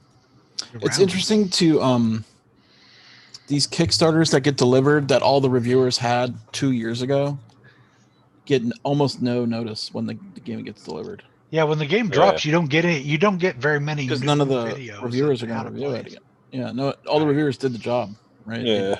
Yeah, you see a bunch of freaking stupid ass unboxing videos, and I'm sorry if somebody that makes unboxing videos is on or watching. No, you're but not. I think They're stupid, Keith. But I think unboxing videos are the dumbest content out there. It's just I was People thinking love about them, doing though, an man. unboxing tonight. I know people like them, Yeah. and I don't know why. I'm like, Because they're People idiots. want to see what's in the game. yeah, but watch a how to play video, and you'll see what the hell's in the game and how it actually works. Kind of different. It's I hate to say it, but I'm going to say it because what do I care? I'm an asshole. People know I'm an asshole. I mean, Yeah, we do. freaking unboxing videos are lazy content. Yeah, that's what I was going to say. They are. Watch your mouth. They're lazy Colin. content. This is, I don't have time to play with it now. Here's something until I can. They are minimal effort for YouTube Yes. views, and that's it. I wonder what the number one unboxing video in the board game world is. I don't know. I'm gonna look. And how many unboxings of one game do you really need? 0 is how many I need. How many would I maybe be interested in? Maybe one. And here's the thing. You do an unboxing video where you show me how I'm supposed to use the included insert to make everything fit back in, I might give you a watch. Oh, that's the other cool thing. Let me give this game another prop. It only applies to the base game because they kind of ruined it with the expansions, each being in their own big ass box, and they do not fit in the base game box. So you have to keep at least one expansion box to put crap back into. But in the base game box, they include for every one of the little plastic form trays inside a picture of the stuff in that tray, color picture with a list of what's supposed to go in there, and it serves as a lid for each one of the trays. Finally, somebody got it. So they finally told me, because all the time I get these custom inserts, Yeah. and I got the Terraforming Mars big box the other day, and I'm like, well, how in the hell am I supposed to use this freaking thing? Where the hell am I supposed to put I still everything? have mine. It's a in game here? to put the game away. Where am I supposed to put my Happy Meal toys that this thing came with instead of the good, nice looking pictures they promised me? But they did have a post on the Kickstarter that kind of showed you how you're supposed to put stuff in there, so I used that. But these guys on this Merchant's Cove, they gave me a little bitty thing for each tray. And then for your trays, you take in your base game trays, each character's got their own tray, so you just pick up that tray and hand it to the player, and all of their crap is in it. And it tells you how to pack it away in that tray on that little card, which is super cool. So I'm going to give them a little bit of extra credit for that. The biggest board game that we like kind of know unboxing video is Gloomhaven. 91,000 views. And But so do but if they you- go into spoiler content in that, or But is if you it just if you want to go to the real unboxing, then it's like these toys that are like millions and millions of views. Oh, Yeah. yeah. Jumanji, the video game unboxing collector's box, 3.8 million views 1 year ago. What? Oh yeah. Believe me, board games are like the least interesting YouTube Yeah. content. That's why I'm spanning out into different There we genres. go. Hungry Hippos board game unboxing 7 years ago, 776,000 views. Someone unboxed Why would them. you watch an unboxing video of Hungry Hippos? I don't know. You but can watch the 7 damn TV commercial and you know what's in the box. It's a plastic tray and marbles. You missed out. Forrest, the Toy Room did a box unboxing of Pac-Man the board game a year ago, 804,000 views. Easy I money. wanted. Easy money. I still wanted Hungry Hippos when I was a kid. Me too. I wanted that game bad. Hungry Hippos. Yeah. I don't think I ever played Hungry I Hippos. played with my kids. It's just there's no It's just just no random, rhyme or reason right? to it. It's just jam on the thing as hard as you can. My cousin had it, and it was like so much fun to go to their place. I'm like, oh, awesome! They had that in Stratego. Yeah. Oh yeah, remember Mr. they're Mouth? like almost the same game. Oh, I my, remember exactly. Mr. Mouth. I never played it. I freaking love Stratego. Yeah, me too. Yeah. I always wanted I to be did have mine in copy, the though. spy. Use my spy and like get him. Bombs all on the front rows. All I really liked the Put the Game of flag in the Life back when I was right a kid. corner.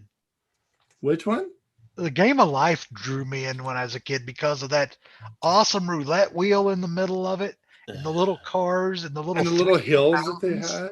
Yeah, I loved the little 3D hills we that played you a lot of drive life. over and the bridges. I thought Game of Life was the coolest thing ever, just because of the board and the pieces. Yep, we played a ton of it. My I friend played with it a lot. John, By when I myself was like- even. when I was like Mhm. 12, we were like we all played D&D together, and he was our DM, and he's like, "Oh, I got this new board game." He was like all excited about it. You got Pull Economy That's for a the 12-year-old. Canadian version, the Canadian version Monopoly, right? Is that what it is? Oh, is that Yeah. what it is? Yeah. I never heard Pretty of sure. it. Okay. Pole economy. I didn't know that. I thought it was like an American thing, but yeah, he I thought it was super, Canadian, but maybe I'm he wrong. was super jazzed about it, and I'm like, yeah, this is kind of boring. We had Payday at my house. Oh, I liked Payday. Payday was a fun game. Me too.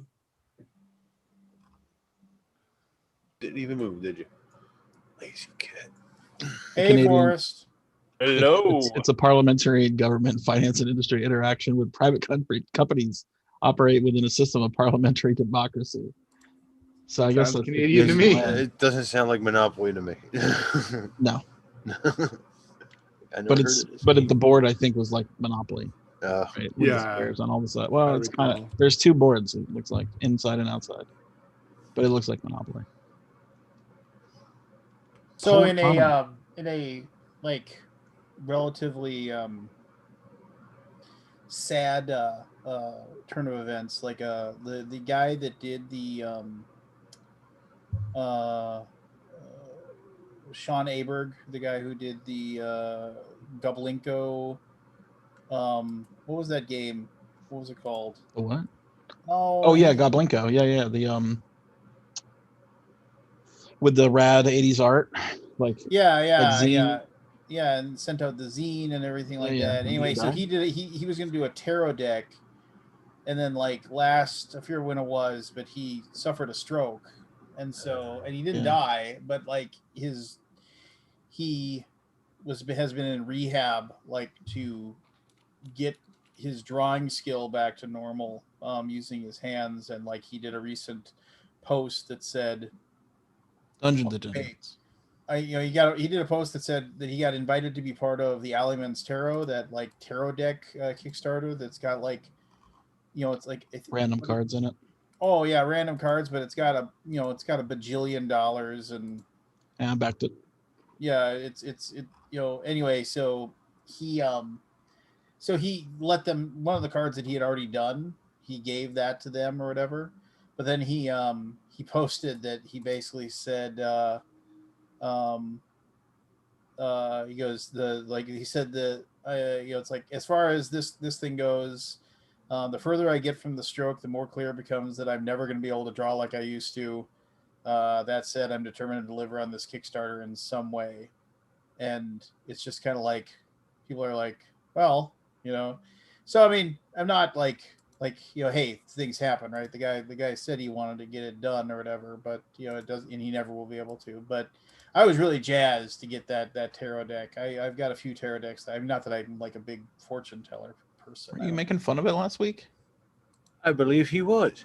I'm not making fun of the new thing. The new thing that has almost $1 million, and you have tarot deck cards of all kinds of people. Sweet. You think? I'm not. I made fun of that one. I wasn't making fun of the Goblinko guy. No, I meant the tarot deck, because we were talking about how did it get this much money? It was random cards. Wasn't you? Whatever. I don't know. Maybe it wasn't you. Do any of you guys follow giantbomb.com? I used to once upon a time. It's been forever. So 3 of the original team members quit 2 days ago. It's kind of interesting. Giant Bomb. It's like a video game. So it's very similar. The software they developed is really similar to BGG, and I was always kind of jealous. I'm still jealous of it. It has lots of good stuff. Wasn't that a spinoff of Jeff Gerstmann? Yeah. Yeah, I remember that. Big controversy over. He left GameSpot or got fired for having a bad video game review of a game that was a high sponsor. That game was a piece of shit. I remember that game. Yeah. 2-player one. Yeah. Yeah, he put out a bad review of it, or let's say a not so good review. I don't know if it was bad, but then it was a non-positive review. Not positive for a big sponsor.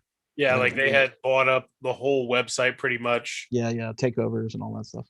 And so they came to some sort of impasse and they fired him. I don't know if that's why they fired him. I don't know if it was ever said, but the implication was because of the review. But they started this website called Giant Bomb, which was basically wiki style database of video games, right, with editorial content, and the editors were all the guys from GameSpot that had left. So funny thing happened in 2018. They got acquired by CBS. It was 2018. It feels like it was not. It was longer than that. CBS, like the CBS. That makes more sense. Yeah. What year was that actually?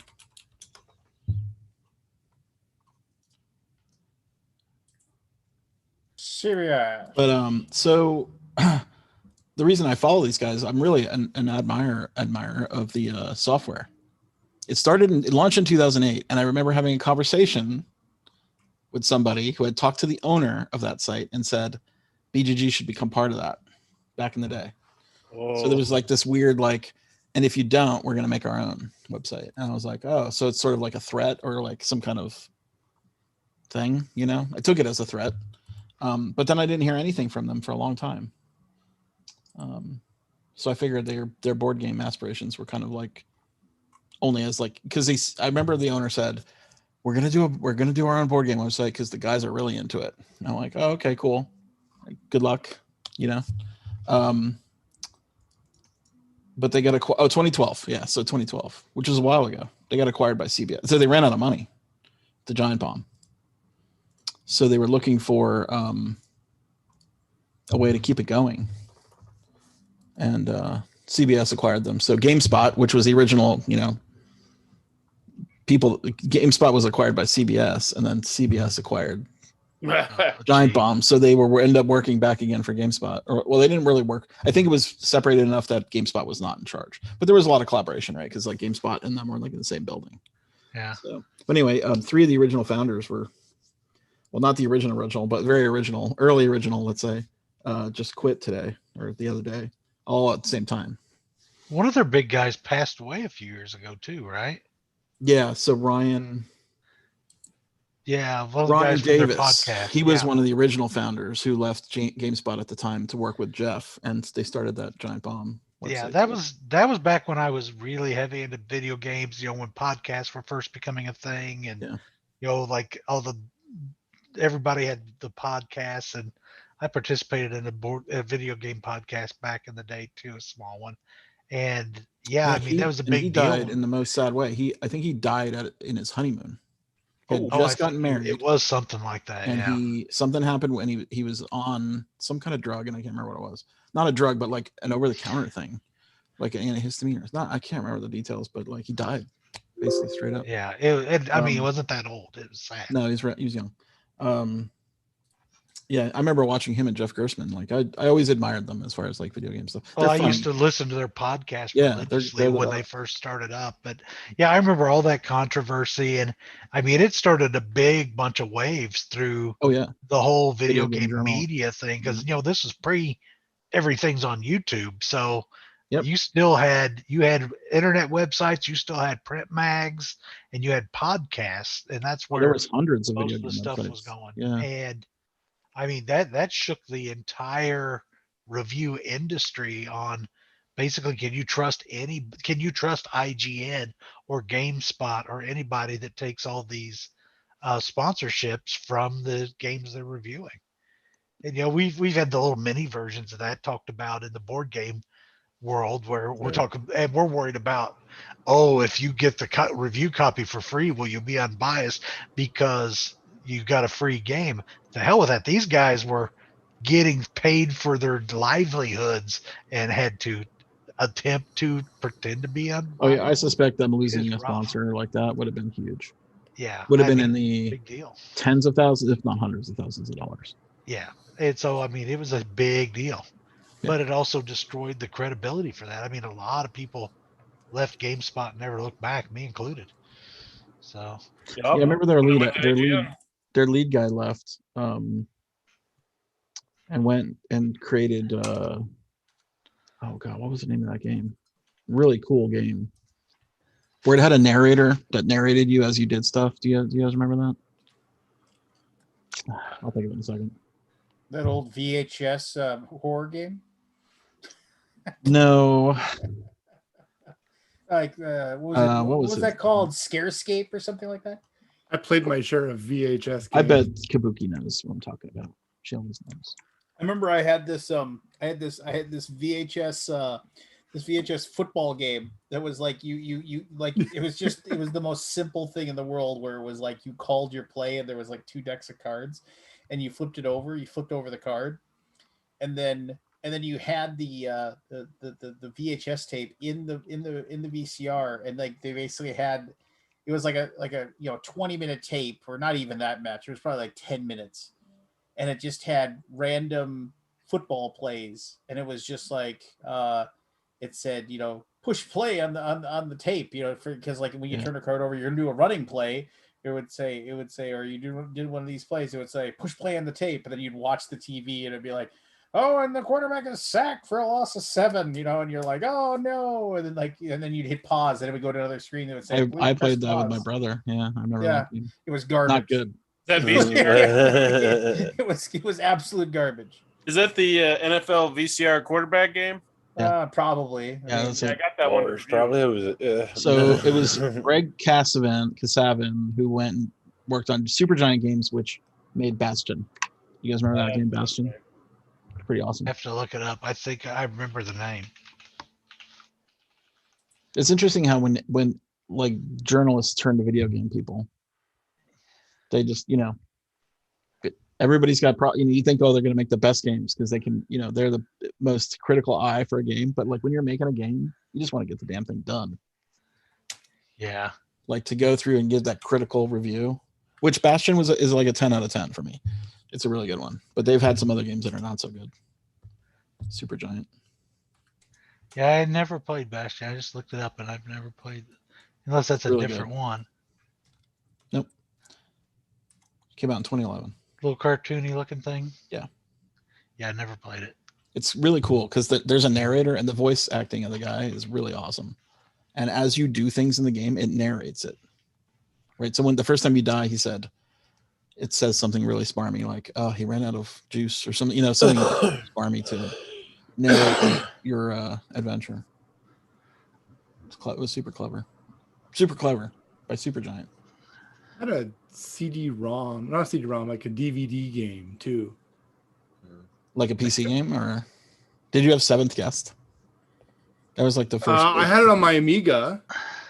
I did too. Amiga. Hey, another Amiga user. That's awesome. I was an Amiga user. Yeah, They had Awesome. the best games. they did. Sort of Sodan, Barbarian. Oh man, those were my favorites. Lemmings. The Shadows one. Lemmings. Lemmings. Shadows Oh, of what the hell was that one called? Shadow of the Beast.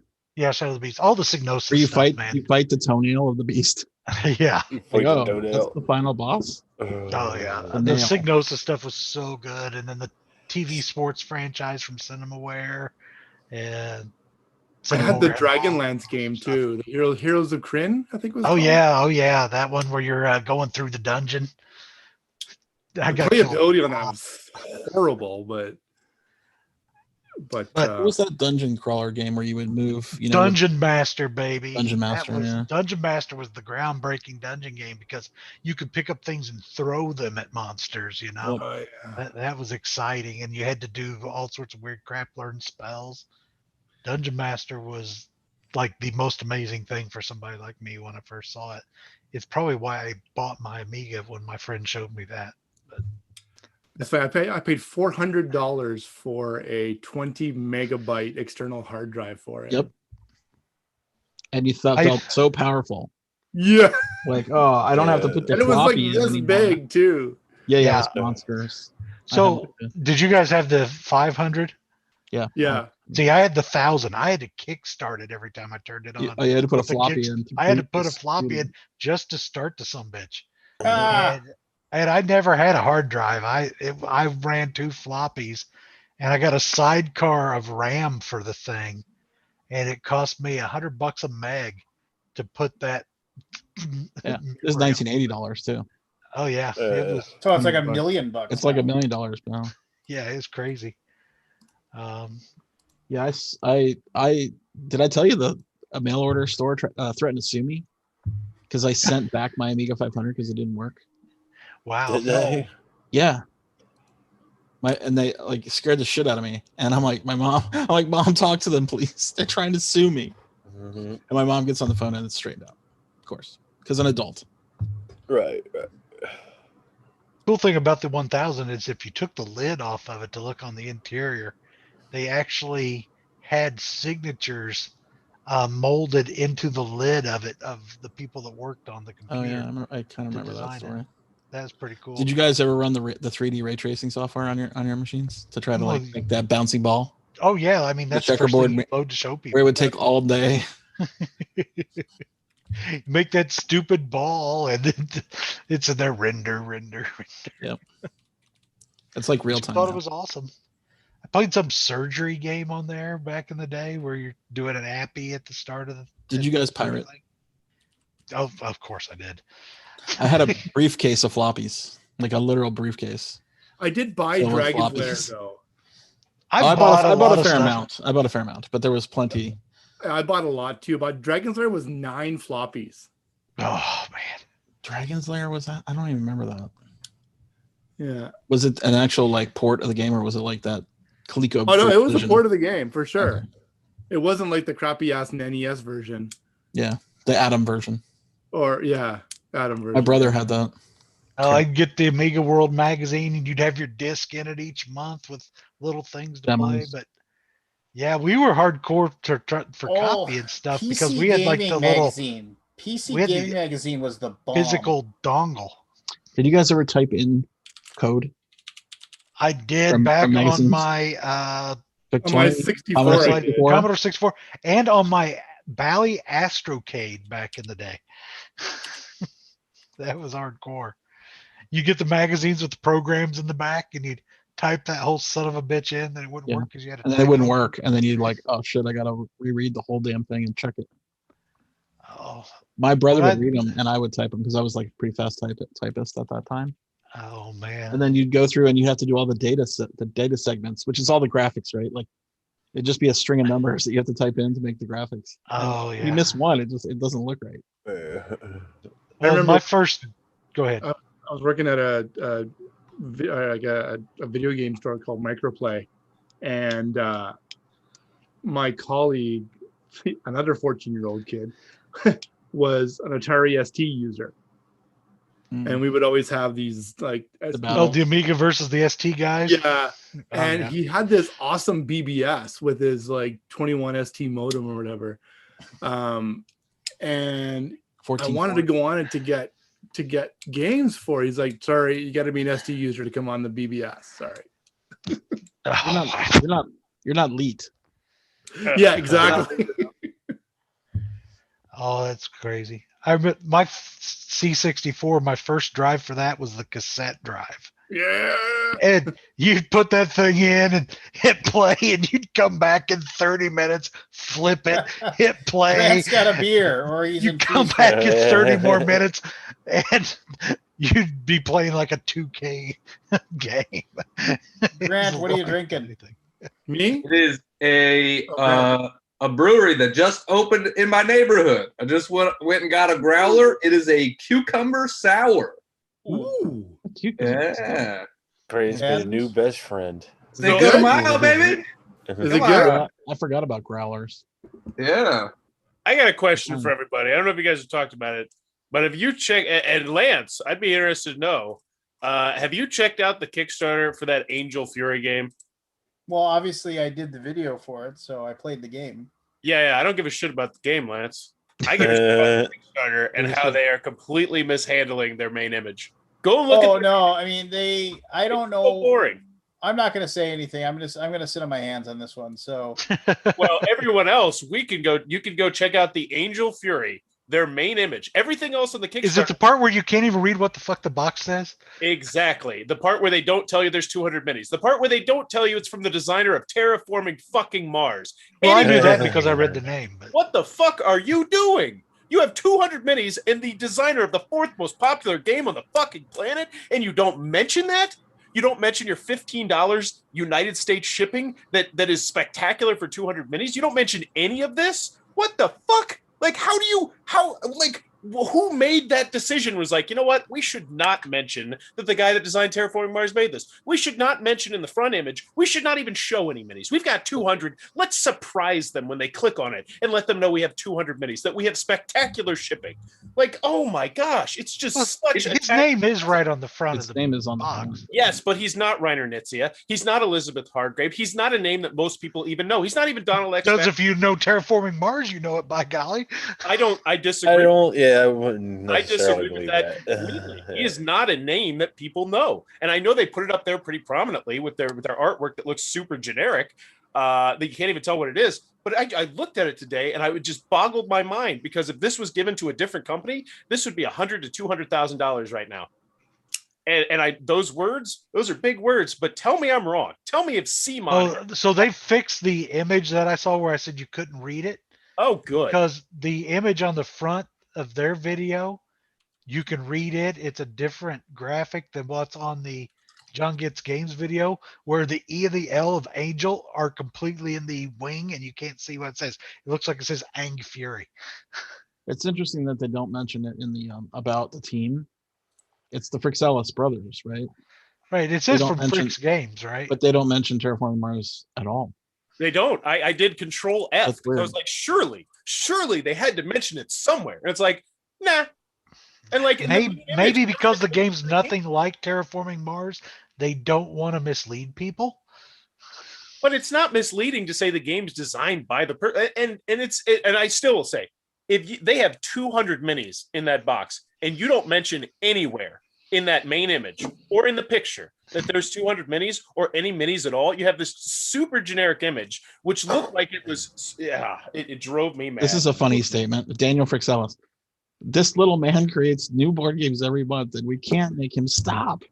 His prototypes and miniatures are the pride of the company. Daniel is the creator of Angel Fury. So 4 pictures They call down, him there's a why do they big call him ass a little picture of man? minis.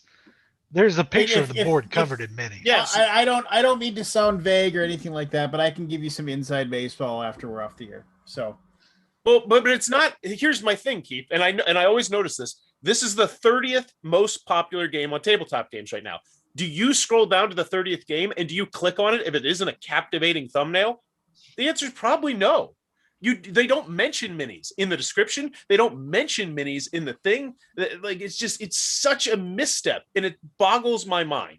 Like if they don't, Did you do a They're run through? following. Did you do a run through of the? I did it today, and it pissed me off because everything else was so well done. Like their video's great, their shipping section's great. Like they have a lot of really good stuff, and I just think it's their main image. Nobody's clicking on it because it looks like one of those. It looks so generic. Angel Fury. It looks like one of those Bible games that you get at the dollar store. You know. Well, that's the What thing do you- is I look at what's it wrong and with I Bible get games? uninterested just from looking at the minis and the name and the subject matter. I'm just like, hell versus heaven, I'm out.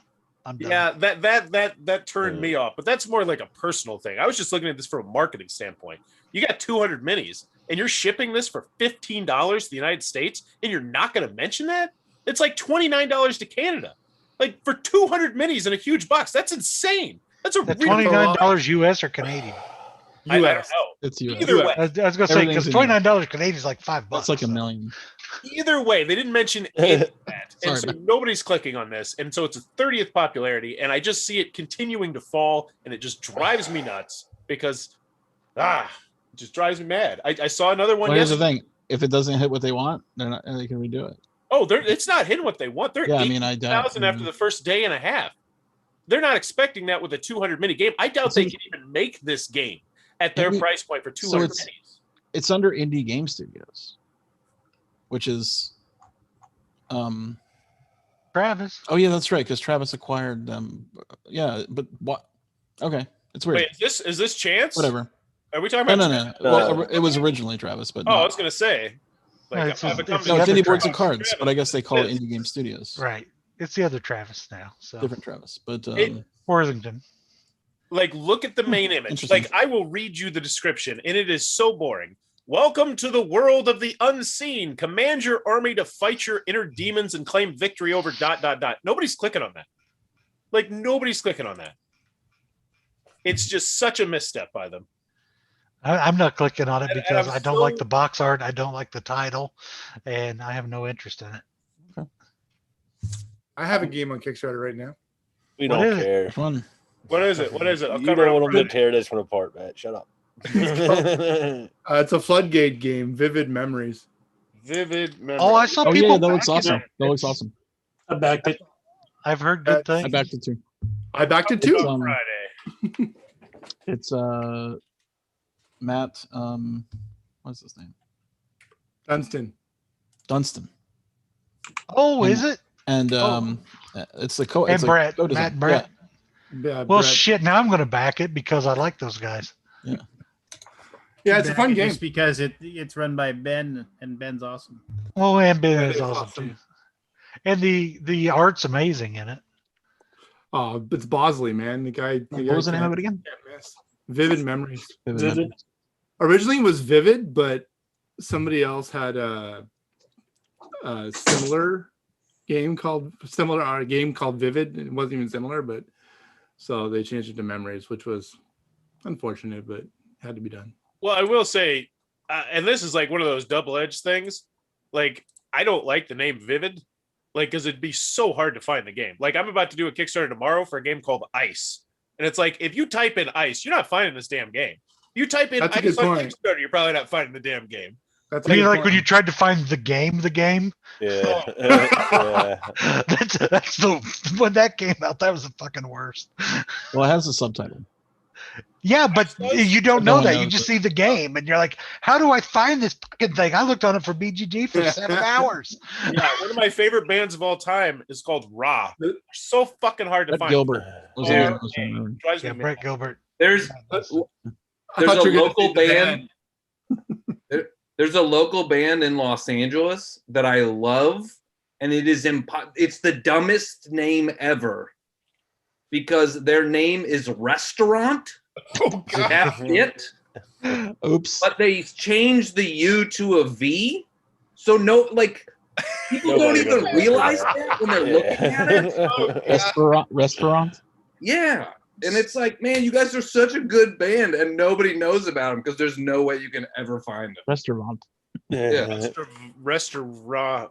How would you even pronounce that? They just pronounce it restaurant. Right. But they're being edgy with the name. Yeah. Sometimes being the cute same does issue. not pan out. You know what? Maybe they actually ran into the issue where no one found them because of how they spelled it. So like, we'll spell it unique. Because my first game was called Help Wanted, and I learned the hard way. That's a terrible name for a game because no one's ever going to find it in the sea of Help Wanted. Yeah, common names are bad. You don't think about that as a first-time game designer, though. No. I backed a game I wonder what yesterday. the was thinking. Yeah. Or the band. The band. The Yesterday, I backed my father's work. That's that looks cool, but it's 3 hours. It Oh, looks, they were on. Ain't got time for that. I mean, I'll take the time, but I know a lot of people won't play a I game. mean, it's TC Boy, I don't- Penny, and it's got cool bits in it, and they're not putting it into retail. I don't think I need a game that reminds me that my dad has other things better than me to do. Yeah. My father's work. It's a Dad's doing Frankenstein you. game, That's right? gross, man. It's a Frankenstein game, right? Yes. Somewhat, it's yes. Freaking Steam. You're making a monster. But you're passing things down, so like, Yeah. when Generations. your father will die, right, and pass down the estate and some other stuff, and you use that to start your next whatever as you. No, it looks cool. I'm getting it. So I thought it looked really neat. So I'm going to try it. And it's got dual layered boards, which we know I'm a fan of. I like the move towards the mini legacy game because that's pretty much that it is, the 3-game sort of thing. I think that's a good move because just like 12 Little games, short campaign, yeah. It's hard. Vivid has Yeah. dual layer boards too, Keith. What was that? Vivid has dual layer boards. It does. Too. Oh, and so does Merchant's Cove. So does Merchants of the Dark Road. Well, I'm waiting on when's that that one. coming I out? got an update. That one's coming soon, I think. When's it right? coming out? Is it shipping? I'm still working on the files, so Oh, I my guess God. not. I'm looking forward to that one. I'm a backer, so Oh, I got to play a full game of the new Smirsh yesterday. Ooh, how was it? Did you? It's good. It's just as good as the original. Is there many It's changes? it Uh, looks a lot medium better. Streamlined, as they say. All for the better. All for the better. To start, just click this video. Get your job 2 times. Not me, is it? Yeah, not me. There, nice. Did they streamline the rules, Aldi? Not that they were So complicated. they I took just- out the dice mechanic, where you draw dice randomly out of a bag. Right. That's so you just basically just roll dice, Okay.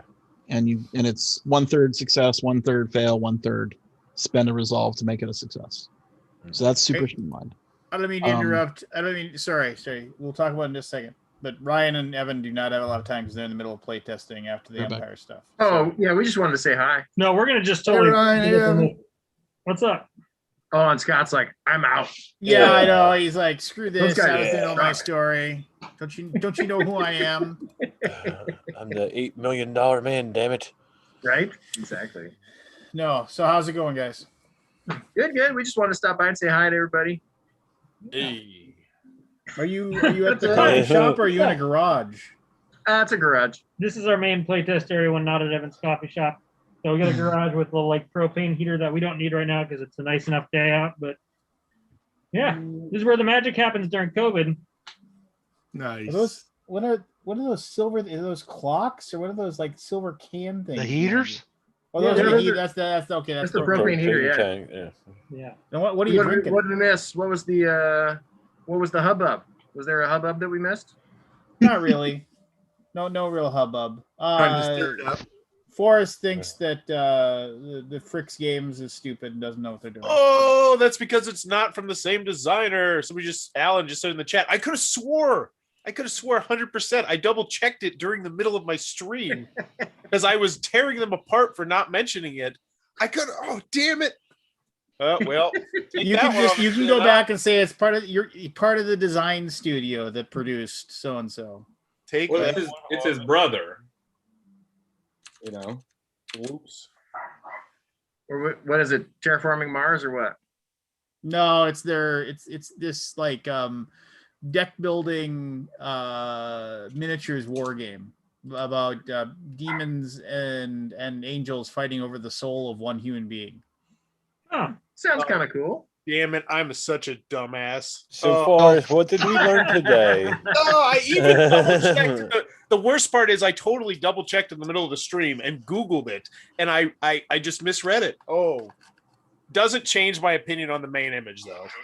The main image still sucks, and I don't like. And they still don't advertise the minis enough for you. And the description and the international $15 international shipping for a big box of shipping.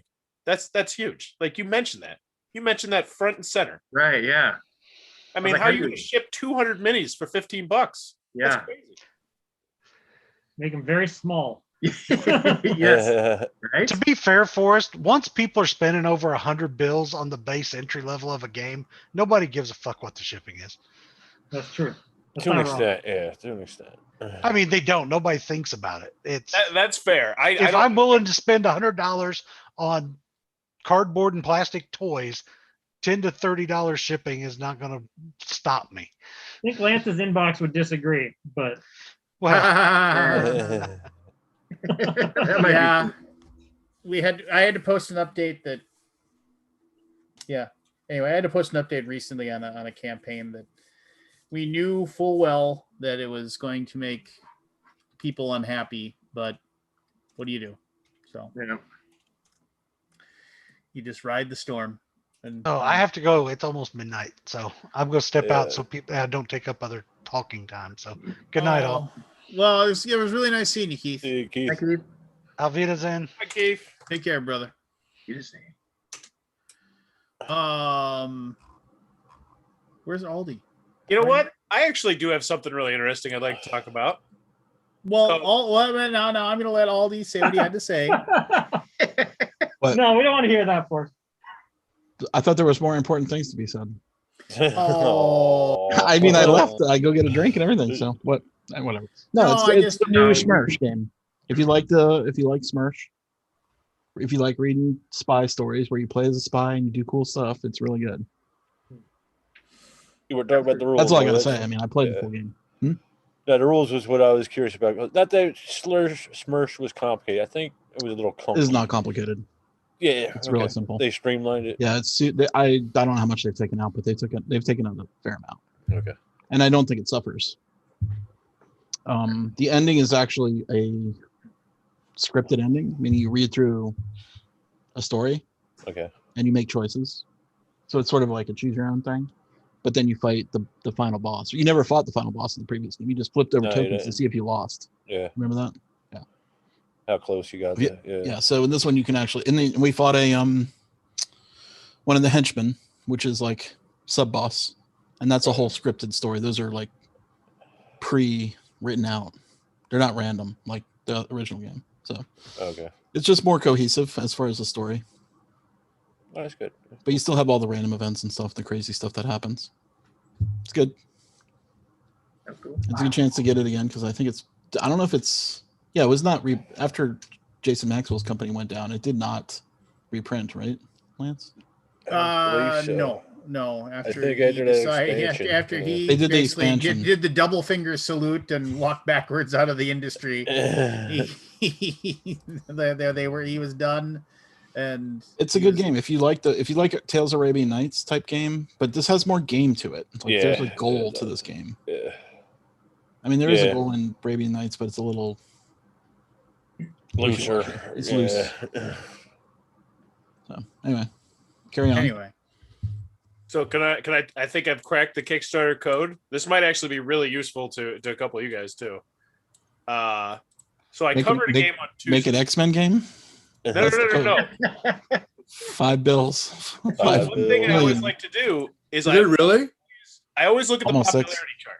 I always look at the popularity chart. On Tuesday, the second most popular game it's still like number 3 or 4 right now. It's this random ass Kiwi game where you got to eat kiwis, or it's an area control game.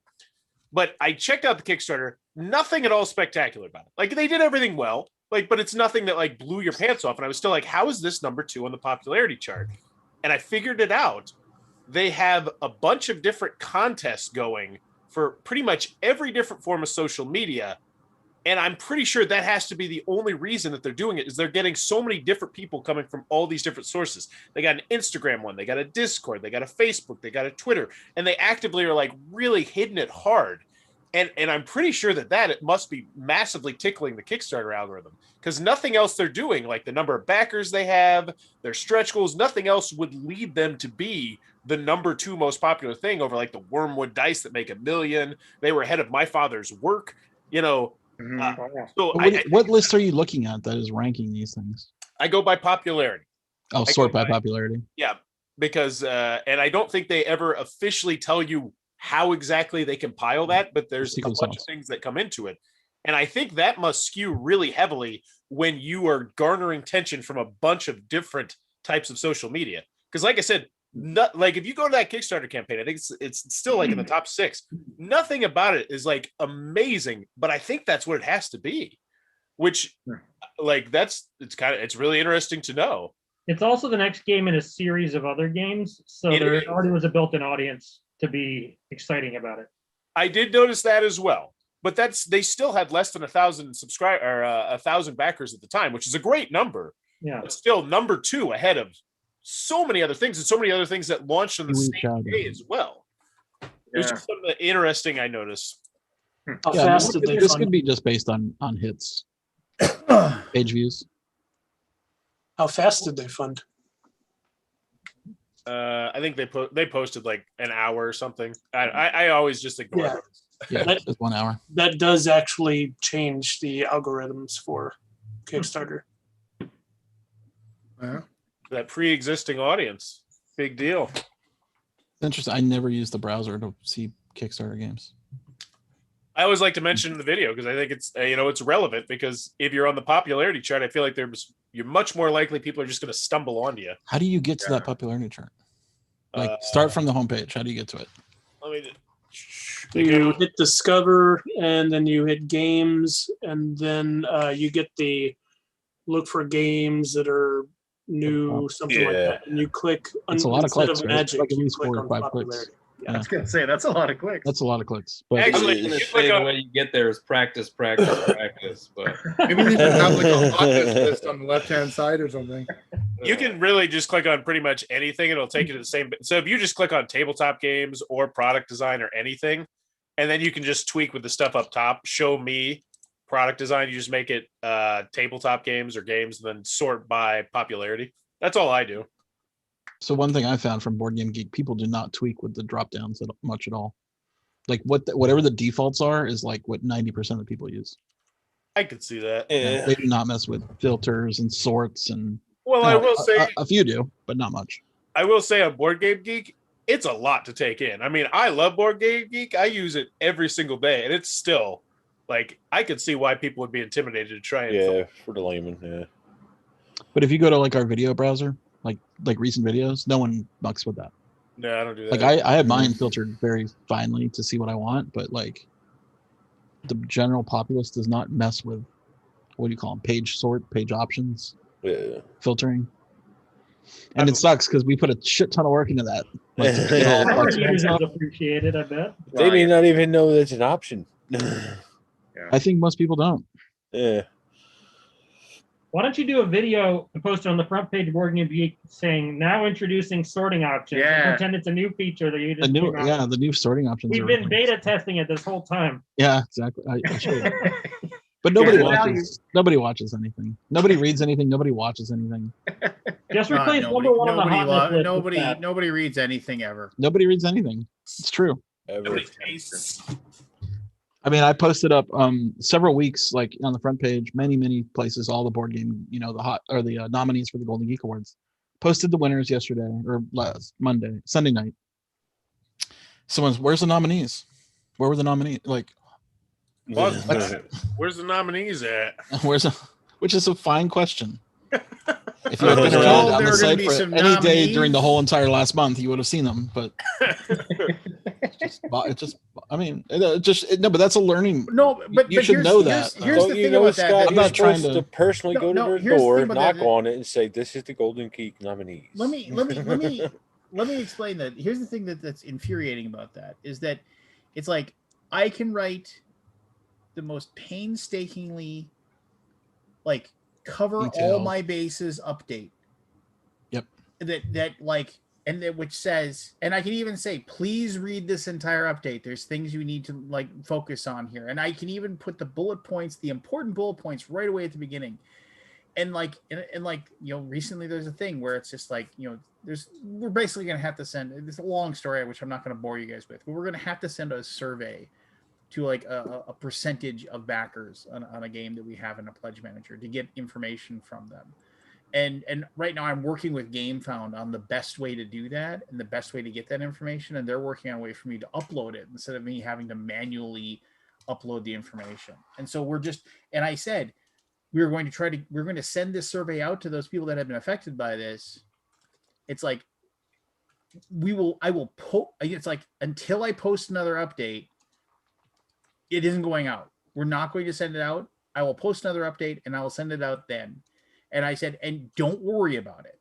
It's like the pledge manager is going to be open for at least a month and a half. You have all the time in the world. You don't have to worry about any of this. And I posted that as an update and went to bed and I woke up and I had 65 emails from people. I didn't get an email. Where's the form? Where's the form? I didn't get the form. Where is it? It was like, oh God.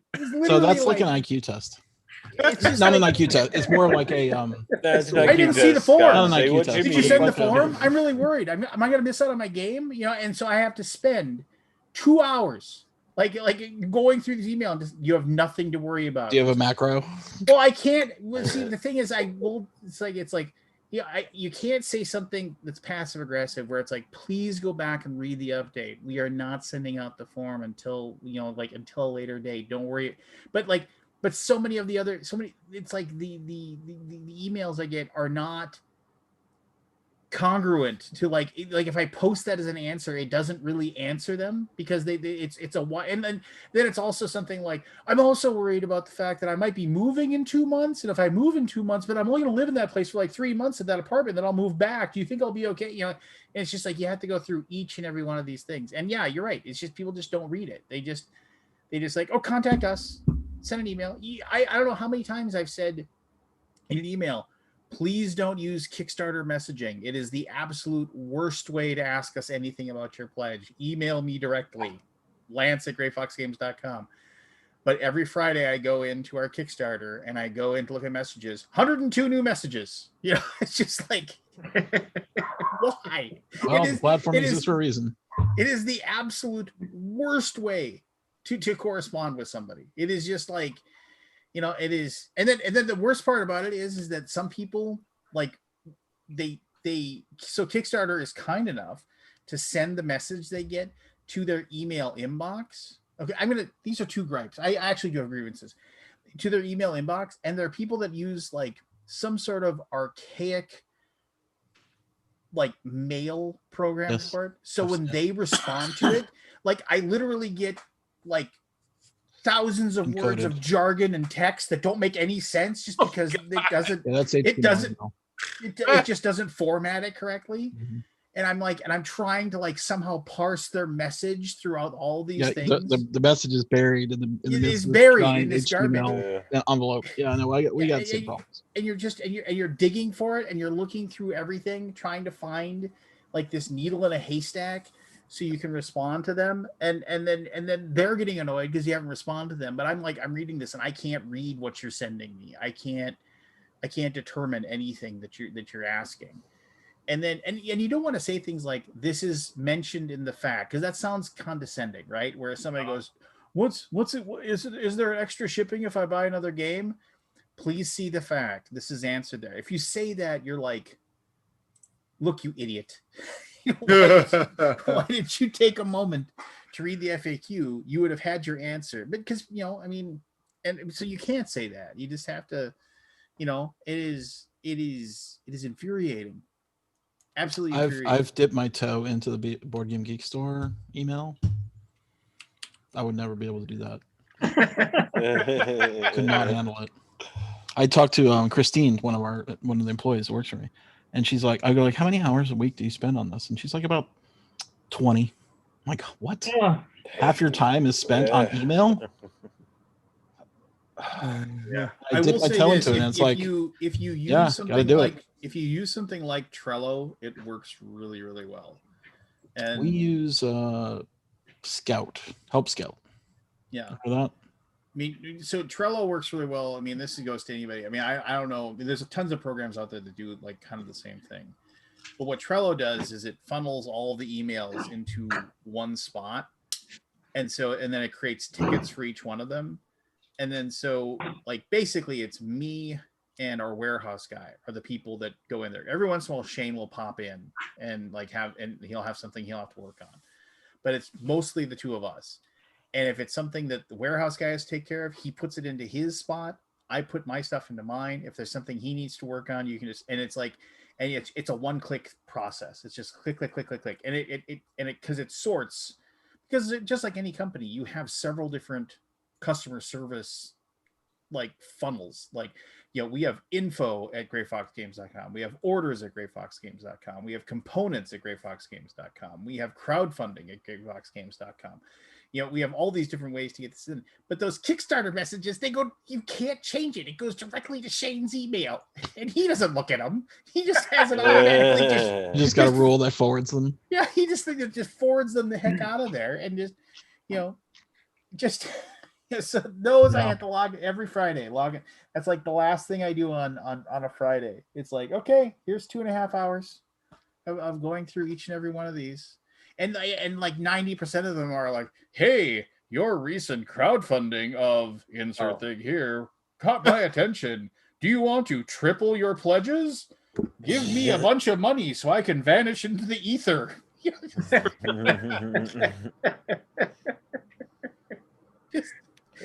wonder if people buy those things. They must, right? What? I will get your more pledges than anyone else can. I think it's like kick booster type services that I've seen those before where I don't even understand how those work. Where it's like if you refer someone, like I've seen ones where you get 30% of what they back, and it's just like, how the hell does that work? Sounds like a pyramid scheme. Somebody actually get a check. I should actually have a check for like $17. I don't know how I'd go about getting that. I should check. First referral. Nice. All right. We got to go play some games. All right, Evan, Ryan, it's good to see you. Good to see y'all. Have a good night. Grant, you're always playing games. What have you played recently that's good? Oh, I played my first 2 plays of Title Blades over the weekend.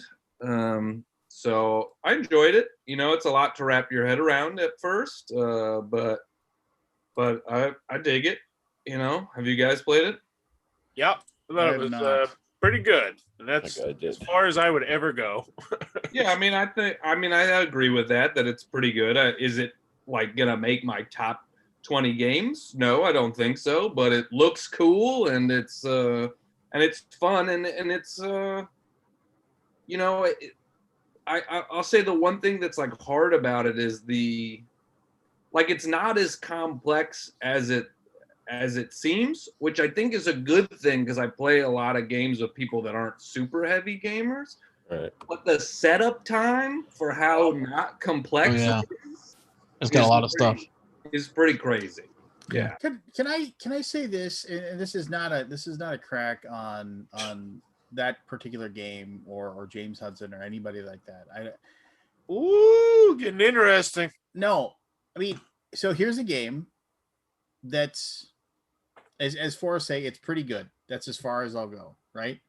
Mhm. Remember back in the day that only games that were like, and trust me, I mean, I understand. I work for a board game company as well, right? So I mean, remember back in the day when games that were like really really good got like the deluxe treatment. And I'm not saying that there aren't people out there that really enjoy that game. What I'm saying is that game went over the top, like completely over the top, like presentation wise Yeah. and component wise. But I think that's sort of Druid City Games' thing. Like if you ever played Grim Forest, I mean, the minis in Grim Forest are some of the greatest minis I've ever seen, and it's like a family game.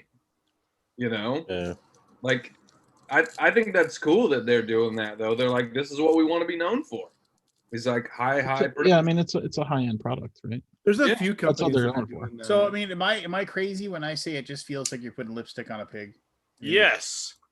Or no, you're not. No, you're not. Make up your Well, mind, no, Forrest. Which one? My buddy depends on- paid the full whale for the Kickstarter, and after he played it once, he said, "God damn it, this." He did. He was like, "That was a pretty good $150 right there. I'm okay if I never play this again because I don't want to have to set it up and I don't know how I'm going to store it." It's not lipstick on a pig. It's like lipstick on What's a sexy a animal? good looking person that doesn't wear lipstick very often. I thought you were going to try and go for a sexy animal like a pig. But what's wrong with that? handsome ones? No, I mean, What's wrong with elevating the product? So One second, Yeah, guys. if Continue people talking. I'll be take right back. When I pleasure- get back, we're playing our games. So hold on. Okay. he dropped the bomb and left. It's just I get what's What it I don't does. see a Lance problem is with it. saying. Like Nah. I feel like you're paying a lot of extra money for a game that I think objectionally, and I have talked to quite a few people about it. I've never heard anyone say, "Man, that game was great. That was just a spectacular game." No, it's really good. It does a lot of cool stuff. It's hindered by the setup time, as Grant said, and the put back time, and trying to fit everything deck in the damn box. And it's just I also have sometimes I think the retail version is probably better. I think the retail version, the one thing I'll say is I miss I have the retail version and I don't have the cool arena to throw the dice in. And that is the only thing that I'm like, damn, that'd be pretty cool. But otherwise, I'm like, my box is half the size. Is it long? Like No, because that thing it's was a like 3 feet normal long. box size. Oh, It's just a wow. regular box size. Okay. Look. Oh yeah, this is a $49 game. Yeah, I wouldn't mind owning that game. Like, I don't want the $150 one. It's just like a normal box Yeah. size. How deep is it? Fits into Turn it- like Turn And it to the it's side. side Oh yeah, normal. Yeah. It's like that's like a standard euro. That's Yeah. like a Looks like a thick real euro. box. That's like A little thick thick, a little thick euro. Thick. yeah. I mean- But I'm like, this fits into any of Yeah. my shelves and stuff like that. And I don't have to worry about that huge box. I feel like when you come up with a box like that, there's more expectations. Probably. Like that's a lot of shelf space you're asking to take for a game. That I think that's a really interesting point. Yeah. There's a I lot of also people played, that are really What's wrong with that game? What's that? What's wrong with that game? Just I too don't hard to deal with. Well, I think the worst thing is the setup and take. I mean, it's a. Yeah, I it's mean, a- I looked at it on Tabletopia, and it was not Tabletopia, Tabletop It Simulator. doesn't have a board. Instead, it has 5 separate boards, and Yeah. I remember Yeah. that. Yeah. I don't know why Like, that was Should have just been one board. like. Yeah, I mean, it could have probably been all. I guess it fits easier into the box split like this, but it means that you have to set up a bunch of different things.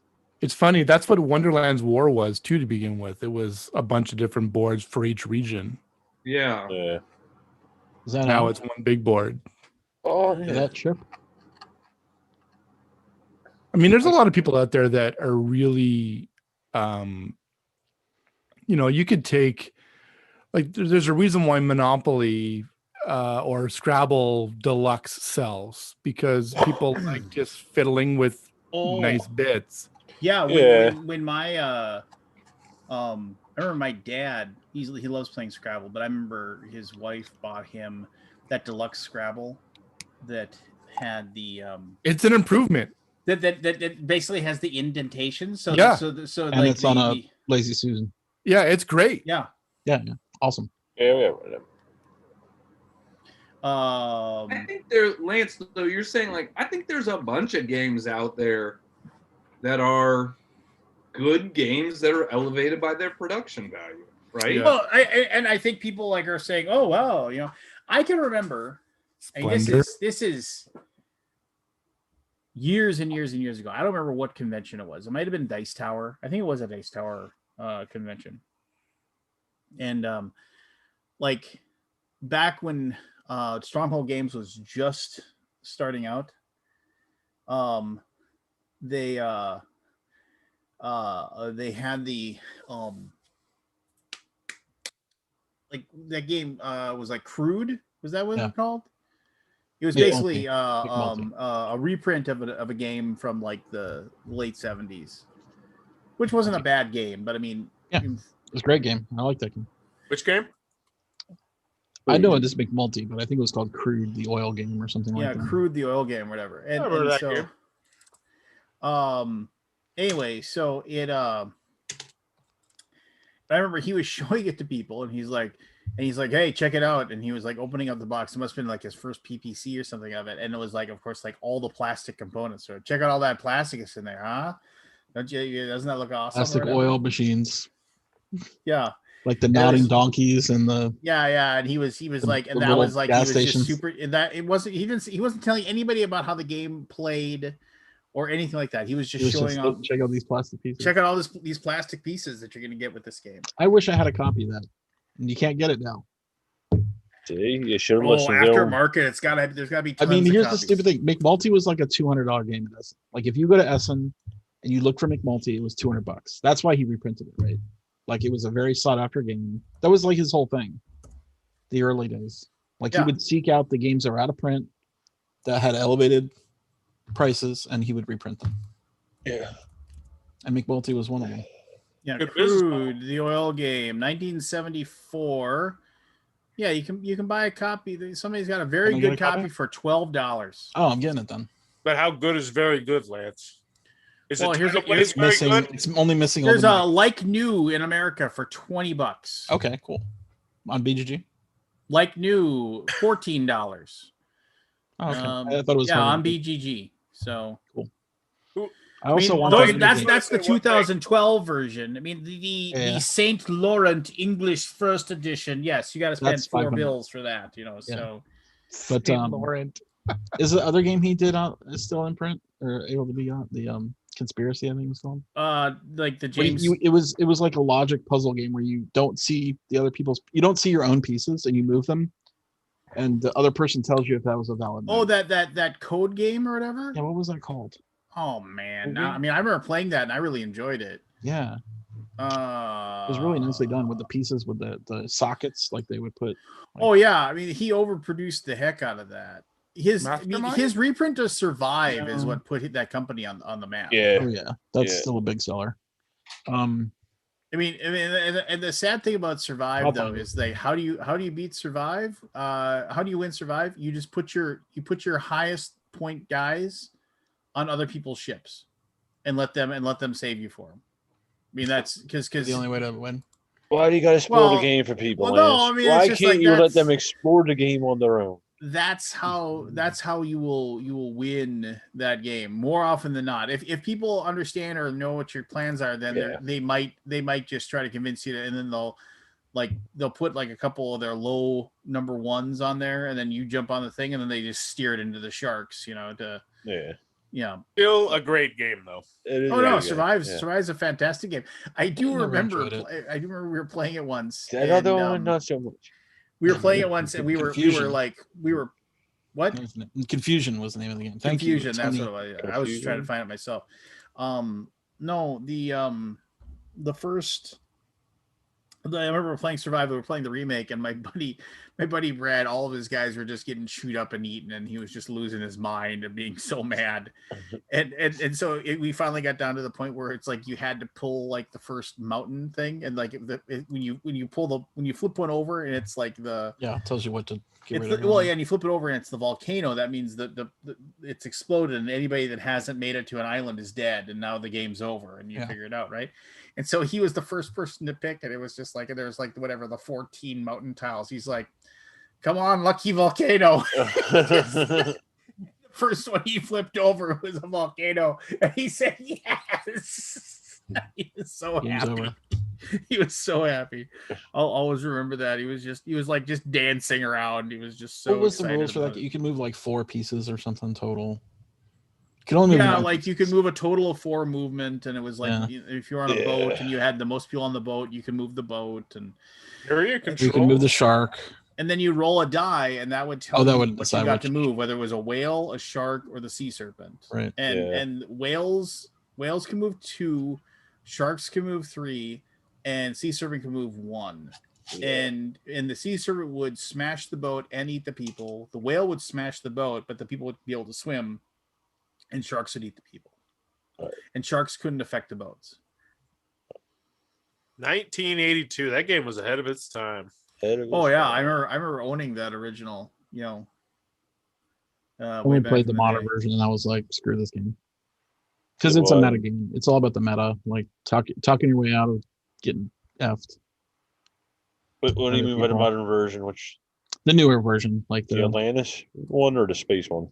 no, it was Survive, the original. Okay. Like, by it was the Stronghold version. Yeah. That's the only version I've But ever I played it in modern era board gaming, which made me hate it instantly. Speaking of modern era board gaming, if you haven't played Apex Legends in a while, they just unveiled a new character, and she is fun as hell. I can't get anybody to play that game with me. It's so I play on the Xbox, on my computer. You remember the night we played on your PC where you had 1 frame per second? If I do not 0 remember frames per that. second, 0 frames per second. We would throw a grenade, and Forrest would yell, "Stop! Stop! I can't see anything." Can't see anything." The new character's got a jetpack though, and it's just fun to That's fly awesome. Remember, it seemed like every single time we played that, we'd always end up with somebody with like aimbots. Oh, that's all it is now these days too. On Warzone. Yeah, Super people fucking frustrating. people literally like 8 football fields away with a pistol shooting me in the face. Then play on Xbox. Play on PlayStation. They have a lot less of those issues.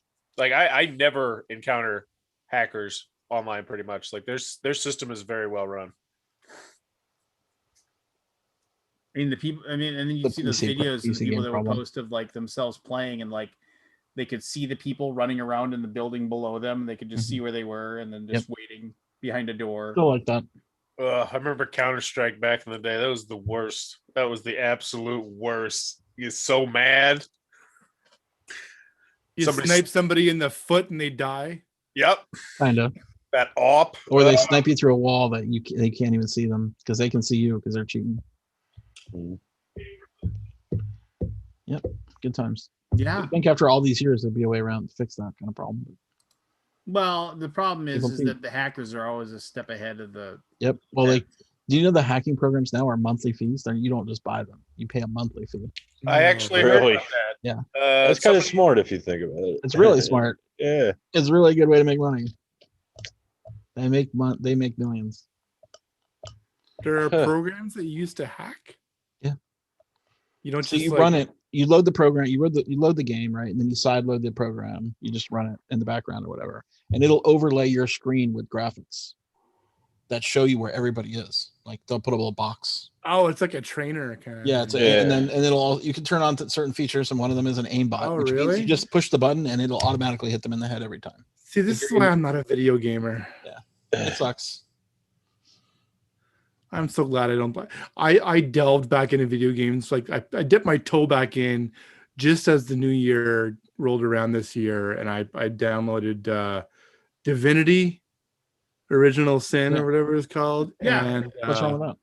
Oh, it's great. It was fun, and it was a lot of fun. And I played another one. Oh, The Witcher. Yeah, The Witcher's one. The first one, because I last time I played a game was probably one of the Ubisoft ones on my first generation Xbox. Wow. It's a while But ago. It was like 2000. The Witcher. no, it was good. It was good. though. But Divinity was, man, it was hard. Didn't like it. No.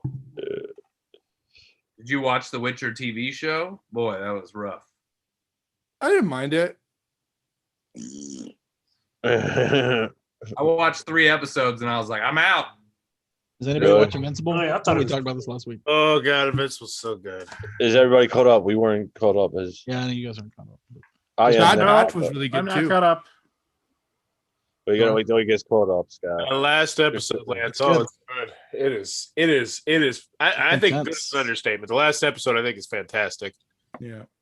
But anywho, Yep. different Just topic. making sure everybody watches it. Different time. I have not watched The Winter Soldier. We got to like the 4th episode, Falcon. and we've been lagging behind. We'll- Honestly, the Winter Soldier to me feels like Disney and Marvel were like, oh, you think, remember how everybody didn't like WandaVision at first? Yes. And then Yes, because you had to sit through actual plot, yeah, it's like with the world building. It was a minority. That the didn't. Winter Soldier, they were like, oh, really? You think you don't like WandaVision? We'll give you something not to like. Like, we'll show you. Yeah, honestly. To be fair, they were supposed to come out. They swapped each other's spots. But then the COVID, Winter Soldier was supposed to come out first. They're both good. Yeah. Soldier sucked, I thought. I didn't mind it. I just watched The Shadow acting and was Bone. cool, but man, Shadow Bone. Yeah, Jen watched that whole season. I thought it was fantastic. It's a superhero show, and I gotta watch a goddamn plot about them fixing up a boat. I don't care. I don't care about. We're gonna spend half an episode doing an '80s montage of you fixing up a boat. Get out of here. You gotta fill the time. They hit man. a button. I felt that way about the Marvel stuff on Netflix. Too long. Get to the point. Get to the solid. Just get Yeah, carve it down. Like half I the agree number of with some of it. episodes. Yeah, some of them. Oh, I it's disagree with all Netflix. of that. I started. I was Okay. watched. I'm kind of binging on Designated Survivor right now, and it's so funny because you can tell when they went from, like network television to Netflix. Oh yeah. Because Yeah, that's dropping the F bombs and all this Yeah. other stuff. It's like, come And on. that why show don't you- was like, I thought that show was good for like a season, and then they were like, how early can we jump the shark and get away with it? We're gonna try real early. I haven't seen it. I thought I was intrigued by the plot though. I thought it was really, it's interesting. it's a very I mean, intriguing yeah. like, plot to begin with. Not bad. I like Kiefer Sutherland though, so Yeah. I like him in the Lost Boys. Does anyone You need to do a Lost Sutherland? Boys. Just I don't think I've ever heard anyone say, "Man, fuck Keith Sutherland. I hate that guy. Never liked him in anything." Nobody has ever said that I'm ever. sure. Like, there I feel like are, he's- mean, He's moving into that upper echelon. Like, I'm not saying he's Tom Hanks, but I mean they're playing the same fucking Him and sport, James right? Spader are Well, kind of he's there. Tom Hanks of TV. The Yeah. he's reality like Canadian royalty. movie star. He's great. He's Canadian. He's Yeah. Canadian. Yeah, his and grandfather his is Tommy dad, yeah. Douglas, big guy in Canadian government. Really? That's cool. Well, even Well- Donald Sutherland had his. People didn't like him for a while. Yeah. Really? He was in like every 70s movie. Yeah. Mash. Mash. He was in Mash. Yeah. MASH, the original MASH. Kelly's Heroes. All these Yeah. negative waves, man. Negative waves, man. Body Just like Snatch. what is Invasion of the Body Snatchers. 60s like surfer punk doing in World War II? Doesn't make much sense, but Drafted. It was the Beatniks. I did Kelly's Heroes is a good movie. Mhm. Yeah. I need to Yeah, watch it again. Don I've seen it Rickles once. is just hilarious. Rickles. Hilarious. Yeah, Rickles is in the that. man. He was so Just good. just grumpy the entire movie. just so, and yeah, there you go. Hey, let's do this thing. We got Forrest. We got. Hold on. Let me get a drink first. All right, go get your drink. Then we can do we'll do Forest Facts, some Forest Stump, and who Who's wants going to go in the tank? Who wants to go in the tank for Forest Stump? Should put Matt in the tank. Matt, you want to go in the booth? Yeah, I mean, who hasn't done it yet? Christian hasn't done it. Is Matt frozen or is he? I think he's frozen. I was just gonna say he was like lost the thought. I know. I thought he was really thinking. You want to about go it in the for a booth, minute. and he's like, I think it was Think- kind of upset. Well, we'll wait and see if he comes back. Who hasn't done it? Nope. Oh, we lost him. You've done it, think you got- Oldie? I think you got. Oh, I did it last week. Oh, okay. I wasn't the one. I think you set the record, Grant. You got 9, right? No, I have 7 so far. What did I get last week? But Did I do 7 7? is the record. I think I did 7. Yeah, 7 is the record. I think you got. Thanks for you got, keeping it warm for me, Grant. you Remember. got 5 or 6. No, I did better than that. I think I got 4 once. That was a good one. You remember when I got 4? That was awesome. It was a hard 4. I just got to ask a bunch of. You know what I got to do? I just got to ask a bunch of like Denver Broncos questions. And then you'll be I get that. I'd What do get you 0. got, Oldie? What's up? What do you think you got? We got to keep track of the Either record. 7. It was 7 or 8, but I think it's 7. All right, so we're tied up. Kabuki Kid knows. What 8? if only somehow this was recorded somewhere. It was only if it was on like Yeah, video. on video. Who's What I going meant- back though? Who's going got back 8. into that though? It's a lot to go through. Yeah, it is. It usually I always say to myself, man, I could make the most epic, amazing montage of me doing the most random stuff while I'm reviewing things. And then I like start on it and I'm like, oh God, this is going to take like hundreds of hours. Forget this. Matt, we lost you. Is it Thousands- that- Yeah, my VPN crapped out. Oh, it's that horrible Canadian internet. Is that what that's what it is? Well, see, you're trying to fake the man. That's why it happened. You know, so Yep. Yeah. Hacky. all right. So do you want to go in the booth for Forrest Forrest Stump? Matt? It is is it Americanized? Let me what? look at the questions. It's 10 questions you got to answer. Yeah, it is Trivia. a little bit Americanized. Maybe I'll do we it, wouldn't- Blanche. Very. Do I want to go in the booth? I don't think I've done it. I'll do it. All right. Well, I'll try to Canadianize it for next week. And Okay. then we'll let Matt Or go. non-Americanize it. Not Americanized, more generic. Yeah, just know American questions What's the greatest country in the world? or Canadian politics or, Well, or Canadian geography or Oh, Yeah. what All right. is So your Barry, are highness? you like muting yourself or what are you doing? Oh, we're doing this one first. Okay, I'll mute. Well, we can do forced gotta- facts you gotta first. You mute want to the do forced sound. facts first? It's up to you. no, guys. do the What do you trivia wanna do? first. Oh, Are we'll you do it. actually keeping track of these Alaboom bucks? Yeah. I got papers, baby. Like how he just showed us. I like it's like a map from his glove compartment. It's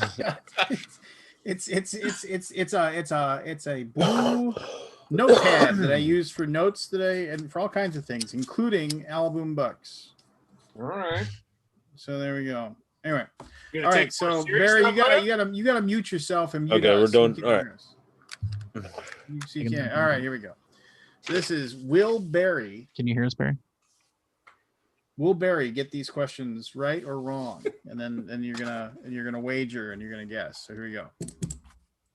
Question number 1 is, what U.S. president won the Pulitzer Prize? No chance. Barry will know that for sure. That, of course, would be JFK, That was Howard Taft. John Fitzgerald Kennedy. Yeah. This I was kind of hoping Forrest to do it because this is gonna be something that he'd puzzle over. But how many grooves are on one side of a 45 RPM record?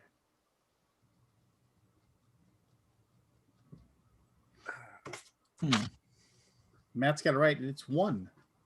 There is 1 groove. Oh, that's a trick question. It is I a was gonna trick say 32. Number 3. What is the pig's largest living relative? Pig? The pig. Or Boar. The hippo.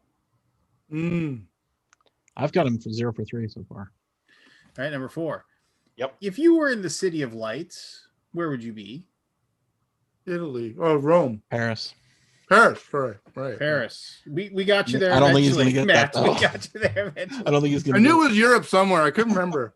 Yeah, I mean, this one, it's a board game out right now called Paris, the City of Lights. there, yeah, that's part of it. So this one's for Mr. There's a History, door Grant sign. Lyon. Who was Times Man of the Year for 1938? George Clooney. Maybe of the- 38. Oh, 30. Was it? is it Adolf Hitler? It was Adolf Hitler. Was Wow. Times Man of the Year. Really? He's gonna get that right. He'll get that one. No, he's not. No. What no. is the most well. widely eaten fruit in the United States? Banana. Banana. Apple? Banana. I think it's probably Apple. Wow. It's the banana. Oh. Oh man, I got him 0 for 6. No, he's gonna get that one. Yeah. I don't know. I haven't got any of these. Who invented dynamite? It'd be Mr. Trinitrotoluene. I know this one. Acme. I've heard No, that. no, wait. Nobel. Yep, Alfred Nobel. It was the weapon to end all wars. Was it? Yeah, that's what he said. I have created a weapon to end all wars. I am become death. No, that's not Did him. not. That was Robert Oppenheimer. Yeah. And that is from Shiva. What is the longest living land mammal? Elephant? Tortoise. Oh no, longest living. Giraffe. The Galapagos tortoise. That's a reptile. The human being. The Oh, human being is the Animal. longest living Oh, land animal. mammal. I thought you said animal. I said mammal. I'm thinking physically long, not like age Yeah. long. What do each of the utilities cost in Monopoly if you want to buy them? $50. 150. 150. Yeah. Forrest got it. 150. 150. And where did the Wizard of Oz live? Emerald City. Emerald City. There you go. Where? Emerald City. Oh, okay, yeah. You'll You get guys that. ever watch those remakes, like the Wizard, and like it was John Franco or whatever his name was that played the Wizard, and it actually told the story of him coming to Oz. Were they how he good? got there. It was cool to see the alternate history kind of thing. James Franco, right? James Franco, thank you. I would have I've liked seen it better if it was Kevin I've Nash. seen Not, Wicked. not John Franco, the longtime Mets closer. I've seen Wicked. Does that count? Sure. All right, let's wave to Barry. Wait, do we get our numbers? Do we put in our numbers? Oh no, yeah. Wait. Yeah. Okay, so Well, he can hear the Forrest, what's your gamble? Two. Wait. 2? Two. What's your Those are gamble, hard Chris? questions. We have 5. Give him a $5. Grant, what do you got for me? Oh boy, I'm really trying to decide between 4 or 5 right now. Maybe Barry, how confident do you feel in your own abilities? 2. You I changed my number. all right? I give Barry a 4. All right, Scott, what do you got? 3. And I'm only And- going 3 because those are the only ones I know. And Matt, you're going with 5 as well. So Yeah, I might be kicking myself. 5. You might get 5, Barry. I hope he gets 6 or more and just That'd be crushes awesome. all of you. What are you voting, Lance? I don't have to. I'm the MC. I think you should I start hand out having the to. Alaboom bucks. I can't earn them. All right, here we go. Point of interest. Are you ready, Barry? Remember, Yeah. if you're firm on your answer, you can say final answer after you say it. Otherwise, I will ask. Okay. What U.S. president won the Pulitzer Prize?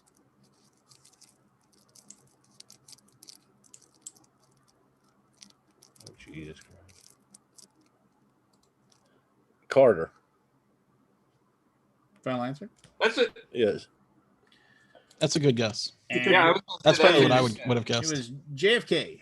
Did Oh, you was it? Okay. picture of Jimmy Carter's wife? Where they look like they're Yes. sort of like Oompa Dude, Loompa. that picture Well, is yeah, so hilarious. it was like Awesome. it was like forced perspective. It was like Yeah, they they're, were the hobbits. it's a and they wide were angle lens Gandalf. that made them large and everybody else tiny. Yeah, it was so It's like they're in a weird. dollhouse or something. It's so great. And there's no shadows to give anybody perspective or depth. No, it was just it was definitely Awesome. odd. I mean, still cool picture. Barry, Yes. how many grooves are on one side of a 45 RPM record? Oh, Jesus How many grooves? I have no idea. 2,000. Final answer? Yeah. 1. There's 1 groove. It's a trick question. One groove. Spirals, right? One nation Yeah, under groove. okay. All right. 1 groove. All right, here we go. Next question. What is the pig's largest living relative? Is it the hippo or the rhino?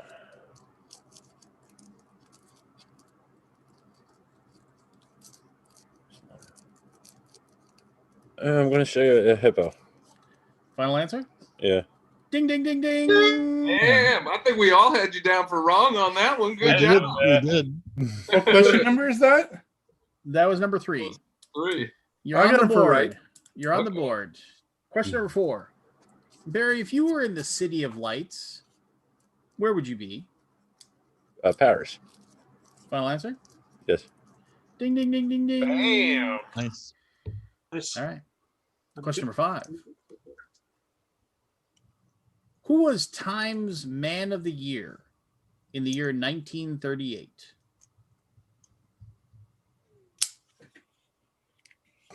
Hitler? No, it won't be man of the year. 38.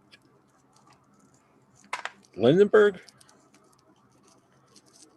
Final answer. I'm not sure on that one. Which one is your final answer? You need Lindenberg. your name. Lindenberg. Well, I think you meant Lindbergh. Which would Lindbergh. still be wrong. All right. If the answer was Hitler. It was Hitler? I didn't Said think it was Hitler. man of the year. I thought it was something else. It was not necessarily like when they gave the Man of the Year. It's not necessarily like the best person of the year or anything like that. It's just the most newsworthy. or Right, like the right. most- It was most- sexiest man of year. Yeah. I always came in second every year. It was just really You were disconcerting. that close. That close, yeah. What is the most widely eaten fruit in the United States?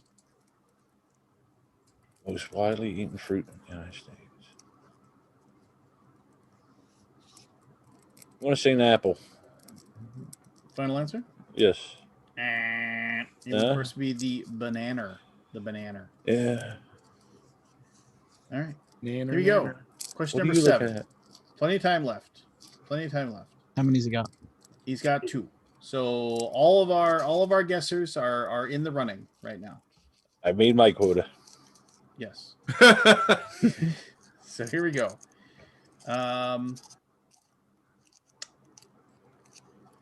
Who invented dynamite? Oh, Jesus Christ.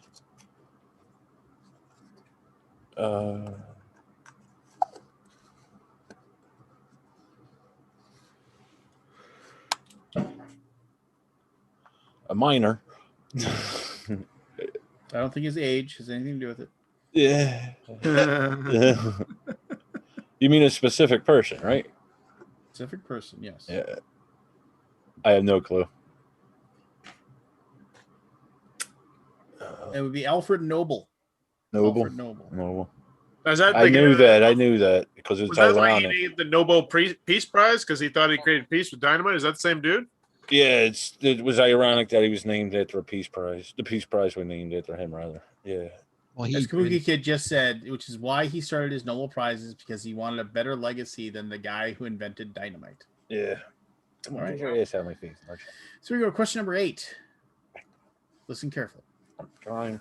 What is the longest living land mammal? So, well, come on. The longest living land mammal.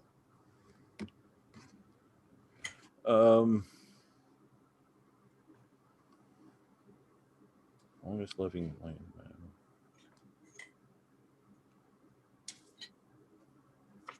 What the? I'm gonna assume it's a rodent of some kind.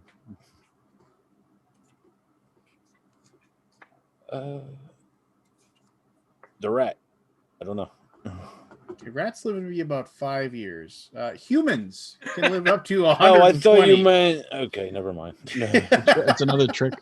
Yeah, I was going somewhere else. I thought Lance you been meant hanging out with those morning DJs too much. Got all the gotcha questions. Yeah. All right, we got 2 questions left. 2 of our people are out of the running. So here we go. What do each of the utilities cost in Monopoly? 60. No, 100. $100. Final answer? Yes. 150. 150? 150 for waterworks and electric company. It is one. Oh, the railroads were 100. No. Yeah. They're 200. Final question. Final question. Here you go. It'll either be 2 or 3, and we have 2 people that are in the running for their Alaboom bucks. Woo! Where did the Wizard of Oz live? In the Emerald City. Final answer? Oh, this is going to be a trick question. Hoboken, New Jersey. Yeah. Yeah, if I don't answer. Yes. Emerald City is correct. You are correct. So who was 3 again? The Emerald City. Grant. Grant was the big Alaboom. Originally, he was from Kansas or something, wasn't he? He was one of them travel and show dudes who got caught up in an air balloon or something. There you go. See, trick question. Yeah, well, I got Trixie on you. All right. Yeah. Forrest, are you ready to show off your smarts with your facts, your forced facts? Oh yeah. Now, I'm just so you know, the first 5 questions of these are all going to be smartphone related, just because I found some cool smartphone facts and I wanted to give them to you. The other 5 will be kind of all over the place, but I mean, the first 5 are going to be smartphone facts. Again, please listen to the question and think about your answer. I always do. I know you don't. All right. Forrest, in 2011, what percentage of U.S. adults owned smartphones? Not just a cellular phone, an actual smartphone. 2011? 2011. What percentage of U.S. adults own smartphones? When I was 25, let's see, I was 20. So when I worked factory, I was 21, and I had one of the first ever types of smartphone. So it's 4 years past that. I'm going to go with 29%.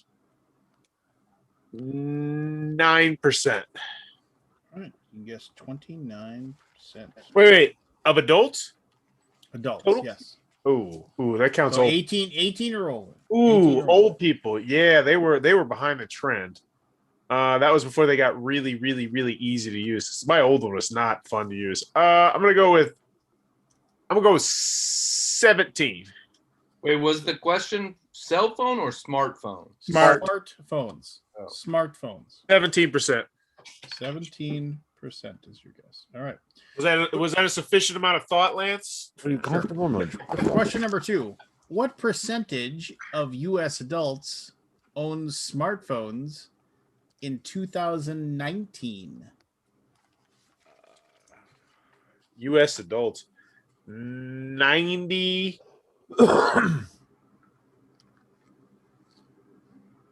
Yeah, let's go 90. 90%.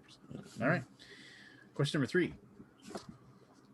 What percentage, according to a recent poll, what percentage of smartphone owners would take their phone over their TV? You had to pick one, and you had to get rid of the other. What percentage? What year?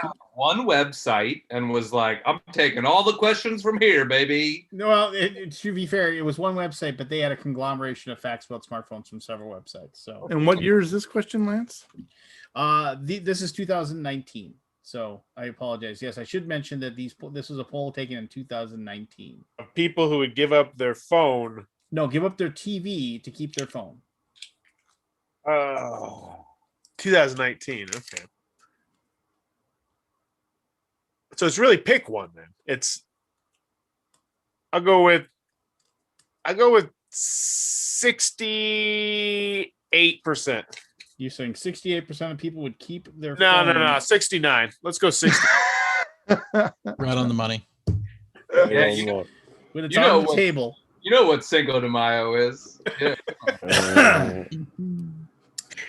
Question number 4. What percentage of people who identify as millennials say their smartphones never leave their side? This is in 2019. Remember, this is a poll taken in 2019. Of millennials, though, specifically. Specifically, people who identify Generation as millennials. of which you are part of. Yeah. Oof. It's gonna be higher than it. I'm gonna go 30%. 30% of millennials say their smartphones never leave their side. Yep. All right. Bro, you got a lot of faith in our generation. Final question about smartphones. What percentage of millennials say their smartphone is the first thing they grab when they wake up? 90%. 90%. All right. That ends the smartphone questions. Now the fun ones. The average drunk driver drives under the influence how many times before they are arrested? Oh my goodness. I had to go through driver rehabilitation program for an operating while intoxicated, so I knew this number. 103. 103. Wait. So you have to be drunk driving 103 times before you get caught? Like when The they, 104th time. That's how it works normally. like it's just like they before they finally got caught. Okay. 103 Average. times. How would you The know? average. Okay. Yeah, that's what I'm wondering that too. I'm How just do like, do you count them? Whatever.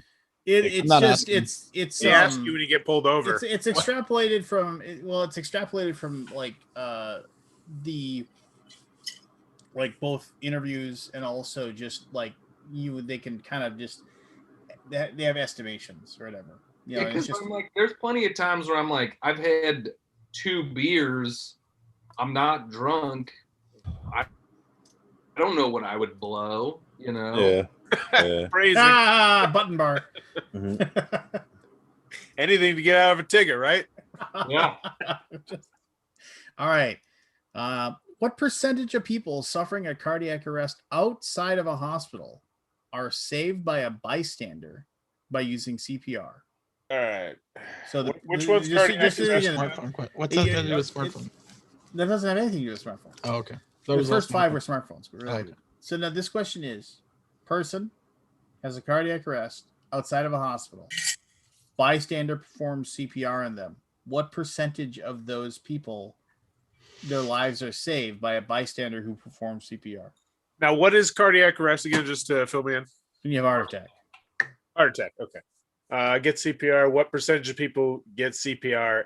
What percentage of people, like even if you get CPR, what percentage of those people are saved by a bystander?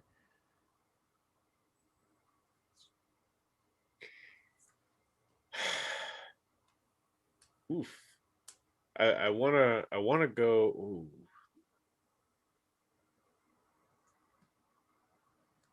%13. All right. Here's kind of a disgusting one. How many 2-liter bottles can a person fill with the saliva they create in a month?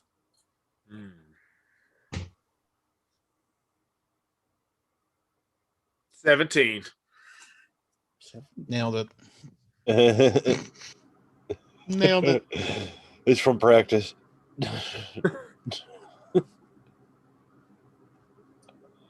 Question number 9.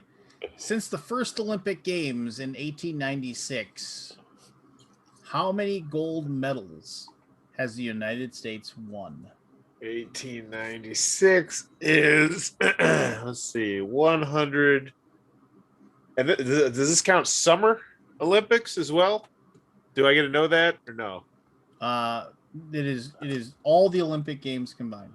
Okay, so every 2 years 1896 is 124 years ago. So let's go with the safe side. Let's say 1003. 1003. How All many right, years is final that? question. Wait. Redo your math on that. Let's see. How many years? Is that? You gotta remember there. Well, I mean, I can. Oh, it was say every it 4 because- years. Okay, yeah, that's right. So okay, we're gonna go with 1,000. Might be. I'm just saying, double check your math. We're gonna go with 408. So which? So Okay. you're going I down to won't say anything else. 408. You know what? I'm going with 1,000. Go with your 1,000. Yeah, I'm go going with your with first 1,000. thing. I don't want to mess you up. I don't want to be accused of messing you up. Yes, God. Got the Winter Olympics. You know what? I'll go 806. I'll Oh, make this is only gold medals. 806. Only gold You might be pretty medals. close. You might be close. 806. 806. All right. here we Final go. answer. There we go. It is estimated that Americans eat how many avocados in a single year? On average? In a single just year, it is all? estimated, and that includes eating a raw one, I suppose. But I mean, I'm What sure about it has. guacamole? Yeah, and eating It's a guac avocado. or Are having we it as talking a about The sandwich. shit out of some guacamole. Wait. Is this question how many do Americans eat total, or how many does an average American eat per year? The entirety of the American population Okay. eats how many avocados? So they've taken the number of avocados eaten divided by the population. No. This is just the grand total. No. This is a big number. This is a grand total. This is a large number. I'll give you a hint. It is a Oh, is that what very it is? large Not- number. It's not per person. It's It's probably not at per least person. Oh, okay. higher than 17. I'm gonna guess. So You get 17. You no longer get to play Forest Facts. He has answered one before. 300 million, 350 million, 330 million. no, it's more than There's your that. population. No, the population. Oh, 330 million. So There's how many avocados there's a do place you eat in a year on average? there's the a question. Mexican restaurant in Indianapolis that they come and make the guacamole dip right Oh my by God. your I table. love tableside guacamole. Yeah. Yeah. I'm gonna guess my 3.2.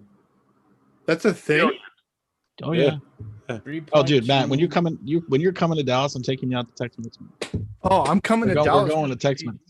Oh, and they Uh, mix the jalapenos and everything in it Oh, while they're making it Oh, for my you. God. It They looks- go in a molcajete, one of those like lava rock things. Yeah, So it good. looks amazing. There's a good there's a good Mexican place in Indy that I went to. Can't remember what So it's called. his final determination was 3.2 billion. Billion? 3.2 billion. Really? Yeah, that's 10 per person per year. So that's That's your estimate? Yeah. All right, so here we go. Here we I think it go. might be That's the low. right number, but Remember, this is just for fun. Though if Forrest ever gets one dead on, I'm going to give him 10 Alaboom bucks. Whoa. He's got one I'm dead on before, hasn't he? Yeah. No, no. he had it, and then he changed it. switched his answer. Oh no, he got one. He Yeah, got two- one dead two of on them with the dead on. number of flags that were purple. Oh, that's right. Oh, that's right. Well, did get a dead now, on. then we're going forward. Grant with Always the moving Going forward. Oh yeah, that's Yeah. because you were Throw it like, in which the count. flags were they? Let me know the flags. Yeah, and you're like, you know which ones. Because I will never now, for the rest of my life, I will never forget that 2 flags have purple. Yeah, same. Jimmy Two Flags Johnson over there. Anyway, here we go. What percentage of U.S. adults own smartphones in 2011? You guessed 17%. It was actually 35. Really? I wasn't sure when the 35%. iPhone came That's out. 4 years after the Yeah. Yeah, 4 years after the iPhone. So I got that wrong. there you go. That's why that was. What percentage of U.S. adults own smartphones in 2019? You guessed 90%. You were overreaching just a little bit. 78%. Oh. I'm guessing that was mostly probably people that are older. I I thought it remember was my dad people. had a flip phone until Yeah. like a year or two ago. So, I'd be curious what it is now. oh, it's got to be way up. It's gotta be 95. way up there. Yeah, but there's still always going to be at least 10% of people that don't Yeah. have I don't wanna touch money or don't have the. Or Access, they yeah. have burner phones for drug deals. Yeah, I was gonna say they might. I know a lot of drug dealers have stuff like that. Nice. What percentage of smartphone owners would take their phone over their TV? You said 69, dude. The answer is 46%. 46%. Boy, I would have thought it was because you can watch thought it was TV. higher. Yeah, you Yeah, can. yeah, but on that little tiny screen. I mean, I don't know. This was 2 years ago too. 2019 ago. Mhm. Yeah. Yeah. I bet it's even higher now. What percentage of people who identify as millennials say their smartphone never leaves their side? You strangely guessed 30%. I don't know where you're going. Yeah, with bro. I look at my phone first thing every single morning. And I have talked to my therapist about not doing it, and I cannot not do it. Okay. You got issues, great. This is the one where it's they're having it on you all day. It is 87%. 87%. This is the one. This is the I was one sticking where with I'm 90. like, man, you got way too much confidence in our generation. Okay. We're a bunch of phone-addicted garbage monsters. Yes, People were are. wondering when the zombie apocalypse was coming. They say it's happening right now. It's everybody. happened now. What percentage of millennials say their smartphone is the first thing they grab when they wake up? You guessed 90%. That was a really good guess. Or it is actually 80%, but it is you're right in the ballpark. Right in the ballpark there. 80% say that's the first thing they grab when they wake up. All right, we moved out of smartphones here. 6. Average drunk driver drives under the influence how many times before they are finally arrested? You guessed 103. It's not nearly that bad. It's only 80.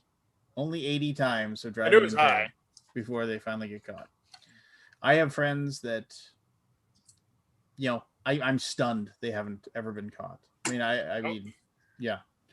So, what percentage of people suffering cardiac arrest out of a hospital are saved by a bystander with CPR? You guess 13%. This is actually pretty high. It's 45%. I was really surprised by this. Yeah, I thought it was pretty Now, high. to be fair, a great deal of them still, once they reach the hospital, their lives are lost, but they're able to be kept alive until they reach medical aid.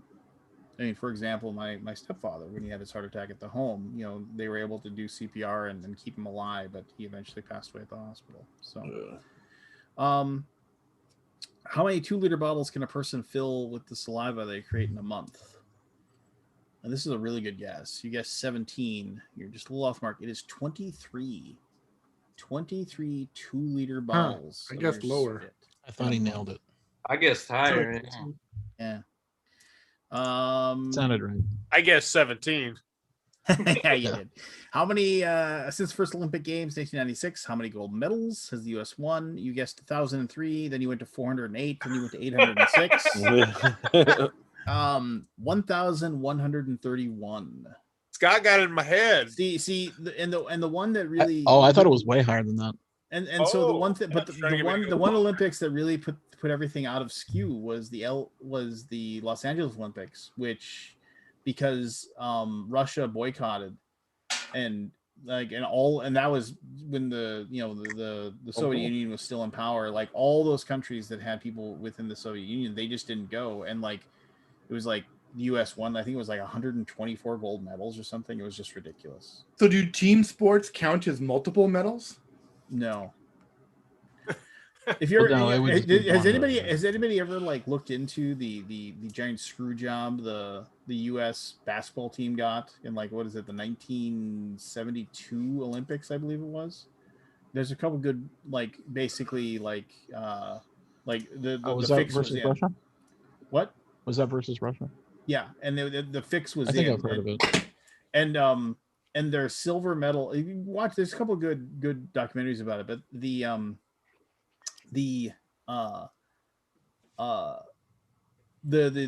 U.S. team did not go to the go to the awards, the medal ceremony, and they refused to pick up their medals, and they are still sitting in a vault in Munich to this day. Just was it Munich Games? Yeah. Just never picked up. And so how many avocados are consumed by Americans every year? I thought this was a pretty good guess too. You guessed 3.2 billion. I thought you'd say something like 500 million or something like that, but it's actually 4.2 billion avocados. That's many. I can't believe it. 0.5. I can. You know how much avocado toast sells in Los Angeles? Yeah. That's right. That's a shit ton of avocado toast. Yeah. I eat that many in a year myself. Well, it's the superfood, right? It's so weird. Like when You you make go and some you buy, guacamole. you'll go and buy avocado because I'll make guacamole every once in a while. But it's like it's so weird how you have to get the avocado. There's like that day of the perfect Peak ripeness. ripeness. Yeah, Not like too soft, not too hard. Yeah, it's like, and if you crack it open too early, you can't do anything with it. Yeah, because you can't scrape it out. Because you can't scrape it out, and if you crack it open too late, it's like just mush. Brown. You just have to get them every few days, and then you always have something to eat. Yeah. So I remember I worked at Ruby Tuesdays. I made weekly 20 pounds of guacamole a day. Like it was just nuts. They'd be like, "Here's a case of avocados. You got to do them all." Like what? Like 100 a case. I remember doing get- yeah. Surprised you still eat it, Bucks for Scott. this one, I Lance? love it. Oh, What's it's everybody? amazing. What'd you say, Do we Grant? get Alaboom Bucks for this? Do we have to say how many we got right? Well, we don't know. This is for funsies, but I would be interested in knowing how many did you get right. I got 7. Good job. I didn't proud keep of you. track. I didn't keep track of it. I thought we were. Yeah. Are we supposed to Proud keep of you. track? It's just for funsies. Yeah. All right, here we go. The last funsies. I'm gonna grab an initials. Oh, Wait, if anybody's on the fence, the Twilight Imperium 4th Edition expansion, Prophecy of the Kings, is spectacular if you're a diehard Twilight Imperium fan. Yeah. Never If played the you're game. not, just get the base game. Never played it. Neither have It's worth playing once. I would like to, definitely- yeah. It definitely There's is a worth really playing cool once. segment of it that I love. It's not in enough games. Is the laws, the politics of it, because they really matter. They do make a big deal. And I wish it was in. I a better, remember it the was a first time shorter we and played it fuller and game. nobody knew for sure what they were doing. My buddy Craig won it because like there's that one thing you can take that gets you victory points. This is like 3rd edition, like the one roll you The can star take player. and, yeah, and it gets you victory points. And he Did they picked it fix that? first. There's Because it something was Puerto Rico. It's like Puerto Yeah. Rico. They made the roll selection, right? And then he picked it first and he got the points, and then all the rest of us were like doing other things, and so we let him pick it again, and so he got the points again, and then he had he had 2 more points to get to win the game, and he was just like, and so the game was over like really quick. He figured out a way to win. So for me in those games, it always just rotates. Whoever the star player is would just automatically pick that Yeah. first. Because it's like I'm not giving anybody else a point. But I It's too remember good. he was just like, he's like, I retire Twilight Imperium champion. I'm never playing again. Another suggestion: if you play Twilight Imperium, play the Age of Empire variant, which should be the base game, in my opinion, where you see the goals all face up instead of giving them randomly. Can you flip them over? You flip like one over every turn, I think. Yeah. During the Age of Empire, they're all face up. You know exactly what you're going for. I think I could speed up the game. Yeah. It's the only way I would. Just I mean, take away- I haven't played it in what is it, 2021? I think I played it in 2002. I know I've told the story before, but at my local game store back when they used to have board game nights, and they might go back to it, at some point. But it was a thing where, and they made a spectacle out of it. It's like it started at 11 o'clock in the morning, and they had a big giant open area to play. That's not in. early enough. Well, no, and It was like just 12 hours. Well, it's because the store did, and no, they stayed open. They literally stayed said open. we'll stay open as long Till the as you game's are playing done. games. Like that was their thing. It was like, we will leave when the last person leaves. That's what they said. So, and there were always these guys, at least 2 of them would show up at 11, and they would push 2 of these giant tables together, and they had got somebody to either stitch something or custom make a giant Twilight Imperium cloth mat that had enough space, so because they owned 2 copies of Twilight Imperium 3rd edition and 2 copies of each of the expansions, and then went to the trouble of painting the The different they had, colors? 2 oranges. They painted stripes on them so you could tell the You can difference. play between that them. game with that many people. They went 16. No, they players? came up with their own rule set so they could play 16 player games. Oh my god, that sounds amazing. And they get there and then they'd spend the first 2 hours setting it up. think I And- shoot myself. And then exactly. the 16 people would sit there and play that, and they wouldn't they some nights they just wouldn't finish. It would be like midnight and they're like, yeah, we're gonna call it a day. Just like whatever. All right, Grant, put your phone down. Okay. Damn. I'm a millennial. You get All no right, respect, all right. Grant. None. I All can right, only- so here's the initials today, and as always, we have Kabuki Kid, the Arbiter of Reality, and we have Paul, the scorekeeper. Remember, don't make your guess until I call your name, just in case you don't speak. Remember, your name is your buzzer to ring in, and you get to make your guess. If you get the thing wrong, you don't get the point there, but you're not out for the rest of the game. You're just out for that particular one. Let's just say let's give away 5 Alaboom bucks to the winner today. Let's do that. All right. So the initials are PS.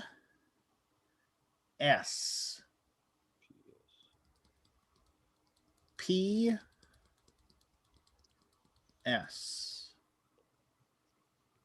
PS.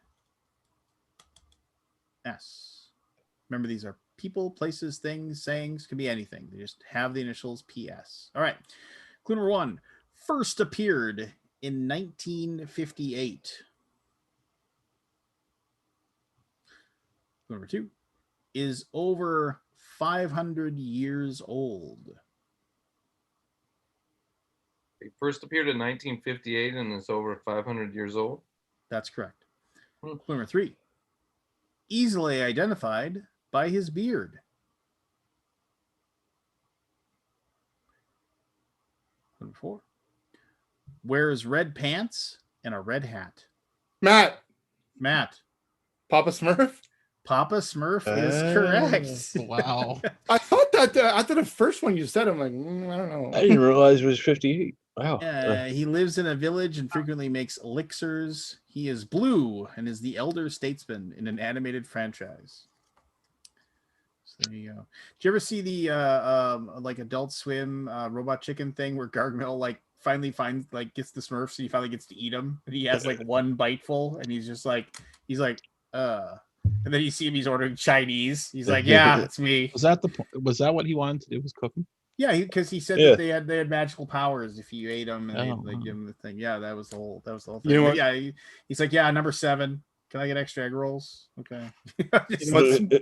You know what Smurfing is in French? Please tell me. Strumpf. I remember in Germany it was just schlumpf. They were schlumps. Anyway, here we go. Number 2. Clue number 1. Born in Chicago in 1946. Clue number 2.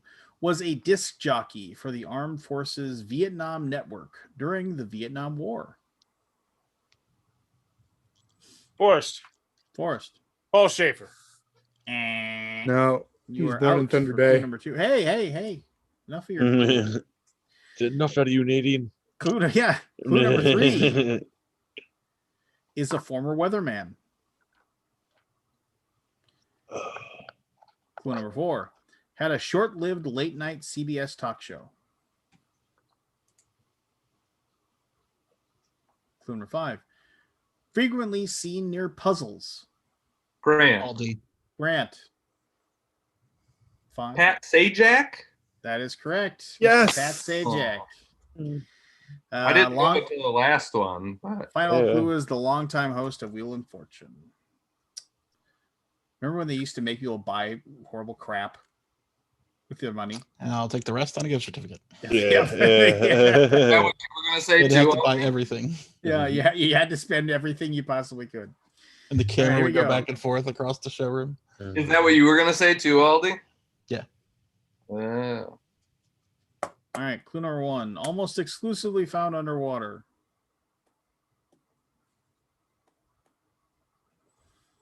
Connected to the color pink.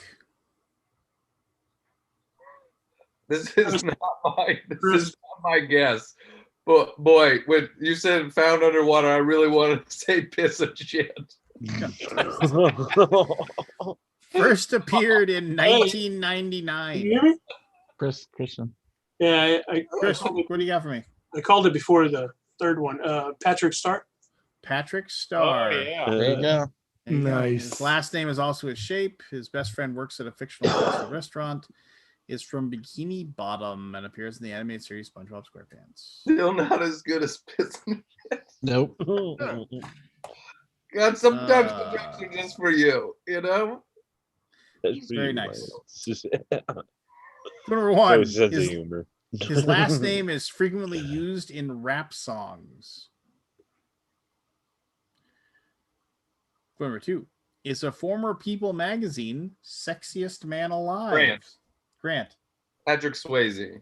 Correct, Grant. Holy Wow. cow. Look at you. He You're uses that. I know multiple songs with him. His last name. Lazy. Yeah. Wasn't one of the most iconic sketches in Saturday Night Live. Was banker Sam Wheat in 1990. Was a thrill-seeking president in 1991. He said, nobody puts baby in a corner. The SNO was the Chris Farley Chippendales. Yep. Yeah. Yep. Clue number one. The first one, in a sense, was on December 6th, 1921. Clue number two. Was introduced by Frank Patrick because he had become increasingly frustrated. Clue number three. Often occurs involving just two people.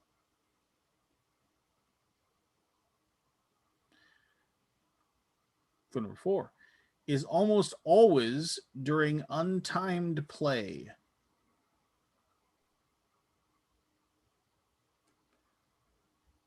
Clue number five. Often used as a tiebreaker.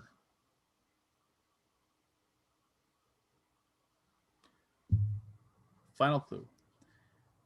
Is awarded when a team loses a clear scoring opportunity on a breakaway because a foul is committed in ice hockey. Matt. Penalty shot. Penalty shot is correct. Yeah, if the Canadian didn't get a hockey question, I know we'd be in trouble. Yeah, really. They would riot. All right, still anybody's game. Here we go. Clue number one has connections to Ty Burrell, Adam McKay, Keegan Michael Key, and more. Was established in 1855. Its motto is making life better. Grant. Paramount Studios? You're out. Good guess. What? It's a good guess. Oh, it is a good guess, but wrong. Clue number four. Connected to lions. Clue number five. Represented by blue and white.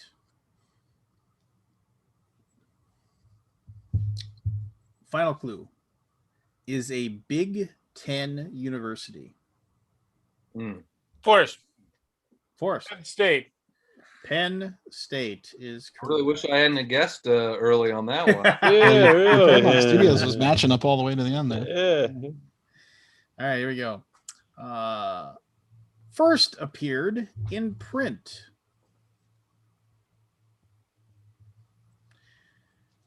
Debuted in 1983.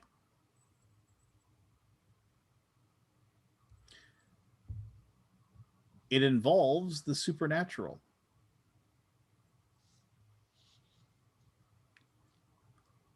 Movie versions were released in 1989 and 2019.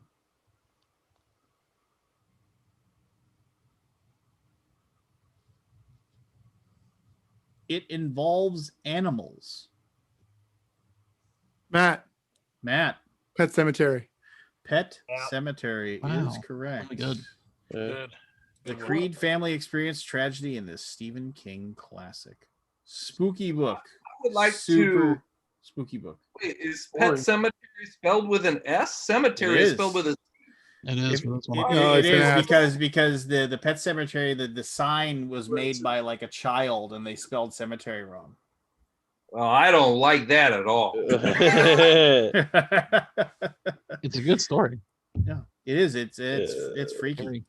Clue number one has a connection to Wilson.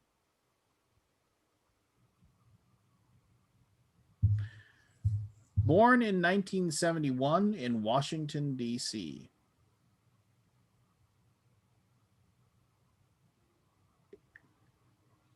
Had a long rivalry with a person who appeared in camera commercials.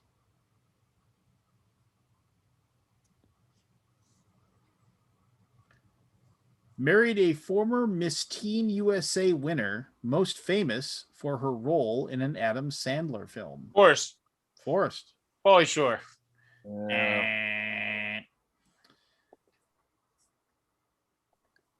His last official match was in 2002. Grant. Yeah. Pete Sampras. Pete That's- Sampras. I'm like, it's a tennis Andre player. Agassi, What yeah. tennis player is it? That's it. Widely considered one of the greatest tennis players of all time. It's not Pauly Shore. Not Pauly Shore. He's no. really good. He's got a good backhand. And he was Bridget great. Wilson. Who is I his love her. rival? In Kings? I can't remember. Andre Agassi or something? Threw me off with that Wilson thing, though. I was really going with Castaway. I mean, too, at first. So was I first. And I thought golf, maybe. Yeah. All right. Let's see. How many we got left here? We got what? 1, 2, 3, 4, 5, 6 left. So anybody's game. Everybody's good. Founded in 1968. Had an initial connection with a group from Milwaukee, Wisconsin.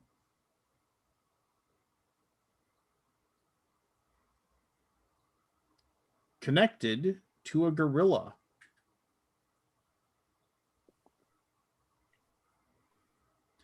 Connected to the colors black, purple, yellow, orange, and gray.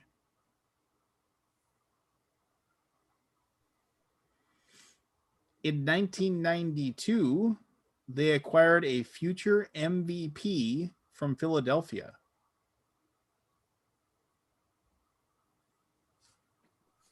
Matt, Go ahead. Steelers? Steelers is good guess, but I don't know. final sports. clue. A Western Conference NBA team. Forrest. Oh, Grant. Forrest. Oh, shit. 5, Grant. 4, Aldi. 3, 2, Come on. 1. Portland. How could you And not get that? Grant. Phoenix Suns. Phoenix Suns. Oh, that's yes. that's an F sound. Damn it. But it starts with the P, sir. It starts with the P. I was gonna say, is it the only other Western Conference P team is Portland, right?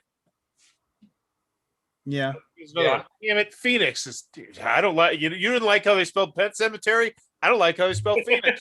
Do you like how they spell phone? No, I got a long list of people I got problems with. It's not how you use P. Yeah. H shouldn't be near P.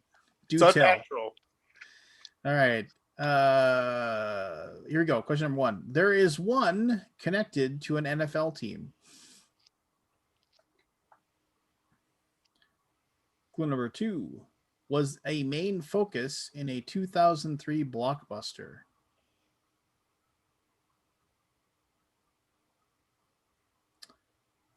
Frequently found made of Legos.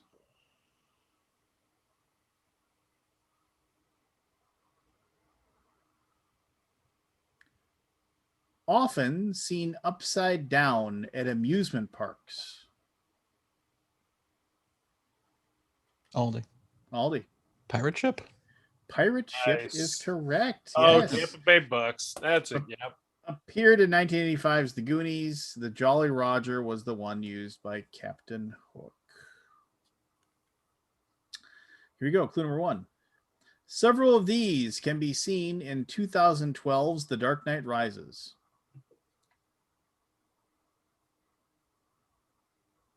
Established in 1933.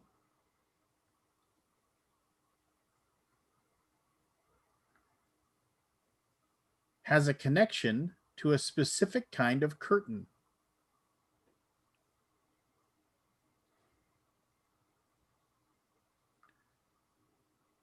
is connected to a ketchup brand?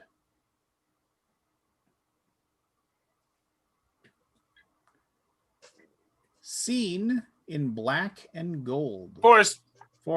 Pittsburgh Steelers. Pittsburgh Steelers Yeah. is correct. Heinz family. Yeah. Have won multiple Super Bowls. The Jerks. They've won the most. Yeah. I love those. It must be tough to be a Pittsburgh fan. Anyway. Clue number 1. This term was first used in 1839. Forrest. Go ahead. Post Sands. And you are out. Clue number 2 is connected to an FX drama that aired in 2003 is connected to an FX drama that aired 2003 through 2010. An FX drama? An FX drama. Or 3. Often discussed on Bravo's The Real Housewives. Matt. Plastic surgery. You are correct. That Nip Tuck. Wow. Nip Tuck. Yeah. Nip Tuck. Yes. My ex-girlfriend made me watch that entire series. That was pretty good until it wasn't. Yeah, I mean, the first Yeah, 2 or 3 like seasons are really cool, and then it just goes completely off the rails. And jumped the shark for sure. Yep. Well, everybody went insane, right? I mean, it was just like everybody. Yeah, there you go. An extreme version of this took place in the 1997 Nicolas Cage film. I want to take his face off. That's a great movie, I don't know though. why. I like that movie. I like that movie too. I did too. Man, Cage just chewed the scenery throughout the entire thing. Fuck. He Not just, Cage. and then I mean, it was just they were outdoing each other the entire time. It involves restoration or reconstruction. Bad versions of this are often labeled as botched. All right, 2 left. Grant and Matt tied with 4 apiece. Look at this. All right. Here we Hey, go. Matt, I hear somebody calling you from the other room. Did you need to go while we? Clue number 1. Introduced in 1974. The first word implies its size. Often found in a freezer.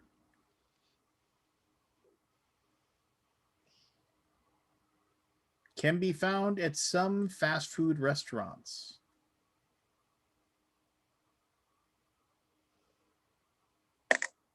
It's often an appetizer or side dish. Barry? Barry. Pot stickers? And Scott, you want in? Yep. Go. Potato skin. What? Look, you were so Oh, sure. so dude. got You it. were so sure. Come on, that's got to be it. The Man. first word of that implies its size? No, obviously not. Okay. Yeah. This deep fried seafood is often dipped in Oh, God. cocktail sauce. Now I got it. Forrest. Popcorn shrimp. Popcorn shrimp. Very good. So I'm gonna call an audible here because we got a tie. I'm gonna make it so Grant and Matt are the only people that can ring in on this one. Nah, that's rigging it. Come on. Wait, I'm only down by 1. Why not just Then we have a definitive winner, right? Well, I don't. Okay, I I mean, guess you we could go pull one. a separate card or something. Yeah. Yeah. What a Pull chance to another catch up, Lance. I'm in. I want to be spoiler. Oh, that's right. You have 3. Yeah, Yeah. you can't do that. Oh, Yeah. yeah. So I guess because Forrest could tie. You have a Somehow. 3-way tie. Your first drink? No, I don't want to say that. All right. I'll give the yeah. Okay, fine. Here we go. Open to everybody, and you can be spoiled. The rest of you can be spoilers to Forrest. Not let him get his Alaboom bucks. Wait, what? I'm in. How would I jump over Grant and Matt? I have 3. I would just tie. Well, what I'm saying three-way is that tie. I will give Alaboom bucks to all 3 of you if you. Oh wow, split, you are right? generous.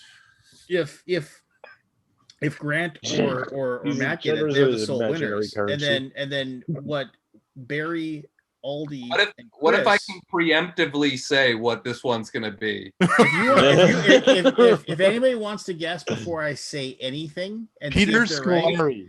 No, this is a nerd show, and this is a nerd game. Well, just so you know, this game, the Initials game, is made by a radio show host for KFan, a sports radio show. Oh, so this is not a not a nerd centric thing. Yeah. No, it is not a nerd centric thing. So I don't know anything about sports, and like half of these were sports. So it's up to you. If anybody wants to take a flyer, just do it. Okay. No, I had a good idea, but now I'm not.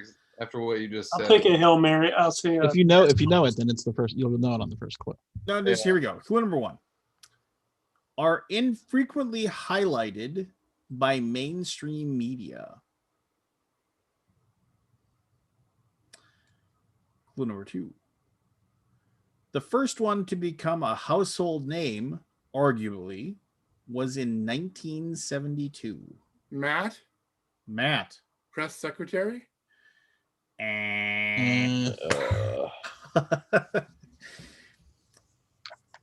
Clue number 3. I kept my nose shut. Often work under contract.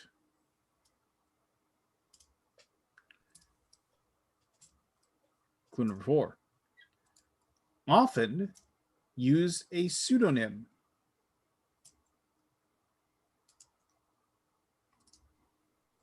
Forrest. Porn star. Porn star is correct for it. Oh. Wow, look at that. Tied it up. Yeah. Mark Wahlberg played one in a 1997 film. Donald Trump was part of a scandal that involved a non-disclosure agreement signed by his attorney in one of these. So I rented the VHS of the Mark Wahlberg one, whatever it was called. Oh yeah, that's a Boogie Nights, I think. It's a great movie. The last scene is like was the talked about scene, right? And I'm not kidding, but the tape was like all garbled and ate up at the end of it. Someone messed up your money shot. Not that I missed it. I was just like, yeah. The movie is like more than that. Oh yeah, it's so good. Yeah. Oh man, what's her name? The roller girl was my favorite. I like her as an actress. Yeah, I can see why. Rest in peace, Burt Reynolds. That was. I wanted the Peter Sellers. What was your guess, Grant? Patrick Stewart. I was like, man, this is like a nerdy thing. That's a miss on that. Yeah. Out of both of those. Yeah. You know? I was waiting for a Perry Saturn one that Lance made himself. Just a real. No, it's just what a. That guy lost his mind. Did you see that? Like somebody saw him at like an indie, like some podcaster saw that he's a wrestler that just went crazy, and somebody saw him at like an indie wrestling event and just recognized him and like went up and said, "Are you Perry Saturn?" He's like, "Yeah," and he like interviewed him and he like literally like he's been I've been living on the street and just like that's not good. Yeah, he looks like a guy that would live on the street though. I mean, oh no, yeah. Totally. Monte West, man. Yeah, that's crazy. I saw that TMZ video and I was like, wow. Monte West. What do you? Drugs are a hell of a drug. Delonte West was basketball player, a professional basketball player for the Cleveland Cavaliers. Was where he was most famous from, and there was a huge rumor. Oh, it wasn't a rumor. He did it. Yeah, okay. It's probably true. Delonte West had sex with LeBron James' mom. This is all true, by the way, most likely. Yeah. It's very. And then LeBron James was like super mad about it. And then Delonte West basically got kicked out of the NBA and then went down a real dark path and got addicted to drugs and is now homeless and stuff. So it's a sad story. But he did get to sleep with LeBron James' mom, and you can say that for the rest of your life. I mean, you can say that on any continent, and someone's gonna be like, "Wow, well, that's impressive." Is it? He was a Minnesota Timberwolf. Yeah. I mean, the Timberwolves waived West shortly after acquiring him. he was not. There were for like 6 or 7 seasons. He was a pretty good. He was a league average NBA player, which is league average is not bad. There's a video from 2011 titled "Delonte West denies smashing LeBron's mom. We know it's true," all in caps lock. Oh, I love the internet. Let's see here. 711,000 views. In 2016, West was photographed in a public place in Houston, Texas, while barefoot, wearing a hospital gown. In 2016, a photo of West panhandling in Temple Hills, Maryland, went viral. The photo sparked speculation that West was homeless, as the Twitter account that broke the photo suggested as such, and asked his followers to pray for West given his psychological issues. West immediately denied the rumor, saying, while the photo is genuine, he has a home and was merely assisting someone who actually was homeless, since the homeless man was quadriplegic. In 2020, in January, a video surfaced showing West being beaten on a Washington, D.C. highway. Wow. Yeah. Oh, 2014 confirmed. He did sleep with. Come on. No, like it's a big deal because what happened was there was a fallout in the playoffs. Like that was the series, if I recall correctly, where he. Yeah, no, it was like a big deal. They broke had down. Like it was a massive because of it. During the 2011 NBA lockout, he applied for a job at Home Depot and then worked at a furniture store. Yeah. That's wow. Matt, did you ever make your first hire? What? The contract is being finalized today, I think. Oh, it's a contract person. No. It's the employment contract. Oh, employment contract. What are those? Really? Is that a thing in Canada? I mean, I don't have employment contracts. Just so people can know that Nobody cares. I care because I just read this. It said Mark Cuban picked him up from a gas station and offered to pay for a rehabilitation and provided West with a hotel room to stay in. And reports have now shown that he has gotten a job at a rehab facility in Florida and is reunited and living with his mother. So, I really like Mark Cuban. Yeah. So the contract addresses stuff like non-solicit, freelance work on the side. Oh yeah, okay. Stuff like that. Is this for art? It's a graphic designer. Okay.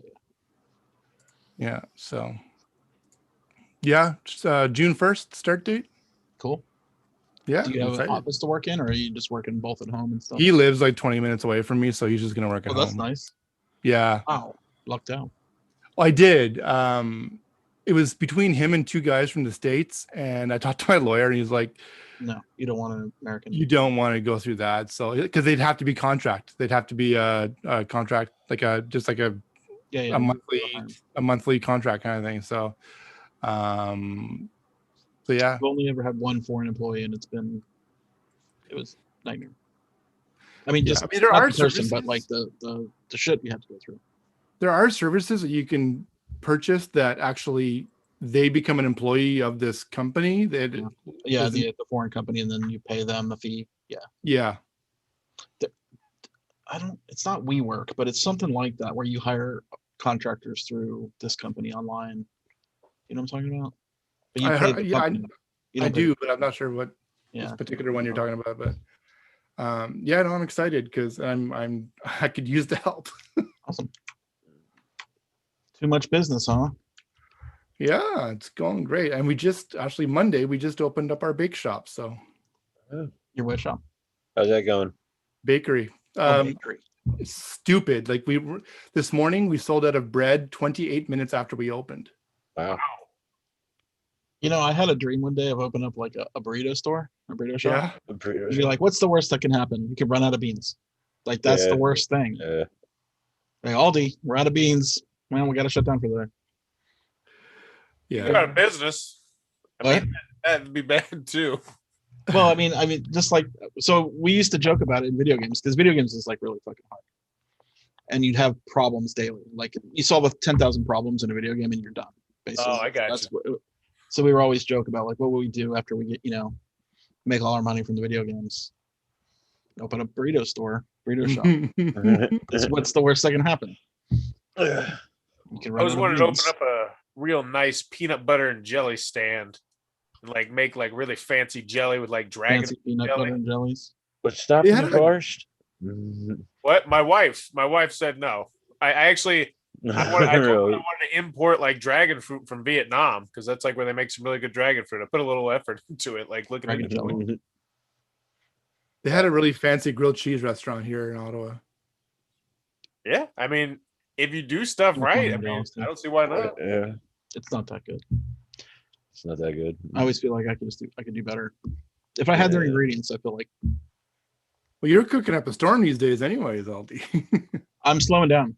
We actually spoiled a couple of dishes last week because I was just like, I don't feel like cooking. Yeah. I was gonna say Which you sucks, guys, because you we guys, basically- you guys picked up food or something from. You had a bucket of like waffles. And We chicken. ordered fried chicken. Yeah. Holy shit, dude! I'm sure this place will still be in business when fall comes around, but it's like the best fried chicken I've ever had. Is it? What's it called? Yard bird. Yeah, rude.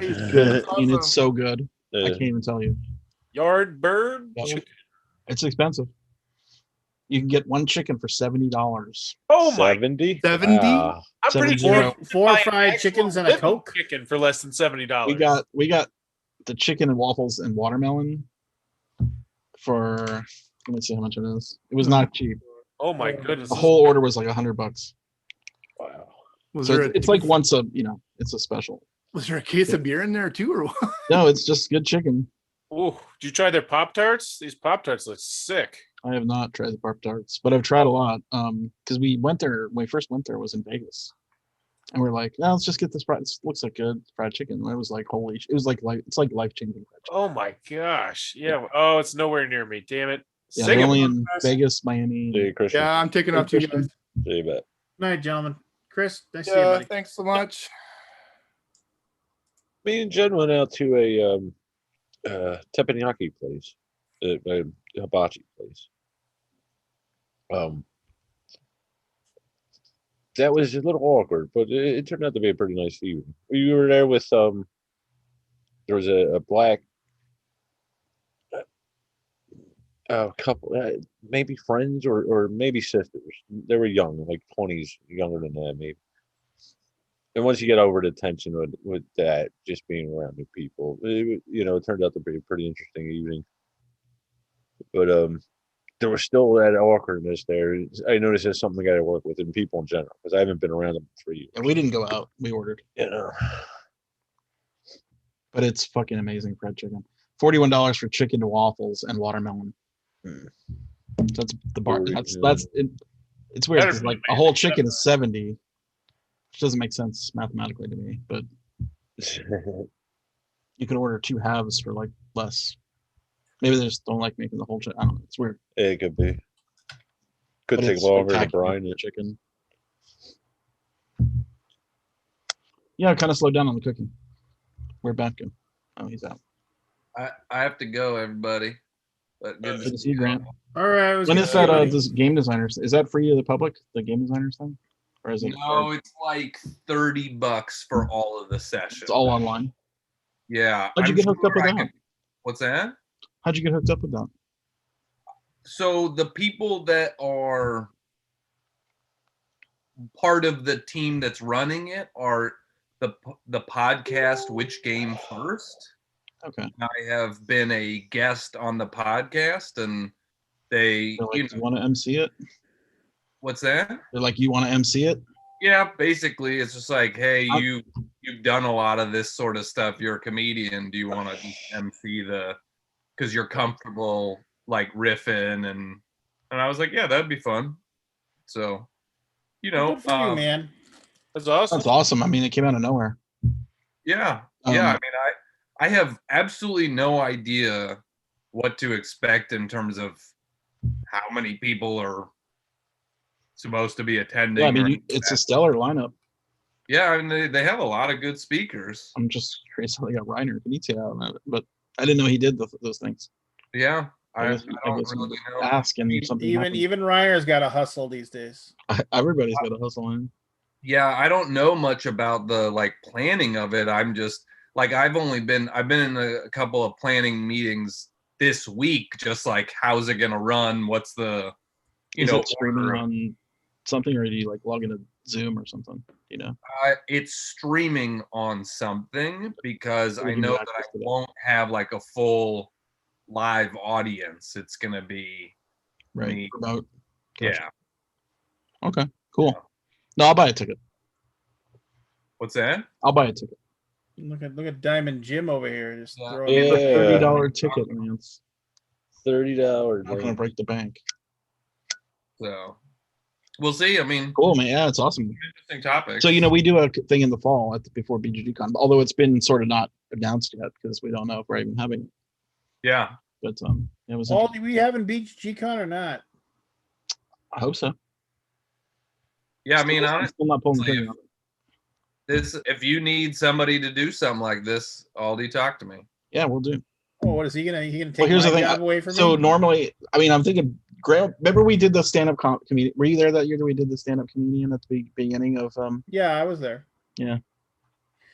He But bombed. you're not taking my MC job away from me. I host every year. It's like my not real job, but a real job. I don't even know if we'll have a special guest. Like, I don't know. There's a whole lot Grant of can be your there's a special whole lot guest. of there's a whole lot of things with BGG. Grant can be your special guest. He can be your stand-up comedian / guy that's in movies and TV shows. I mean, I have been. I mean, but I don't think we would have comedy. Say again. I've been writing a bunch of board game specific comedy. Oh yeah. Well, maybe we'll do it again.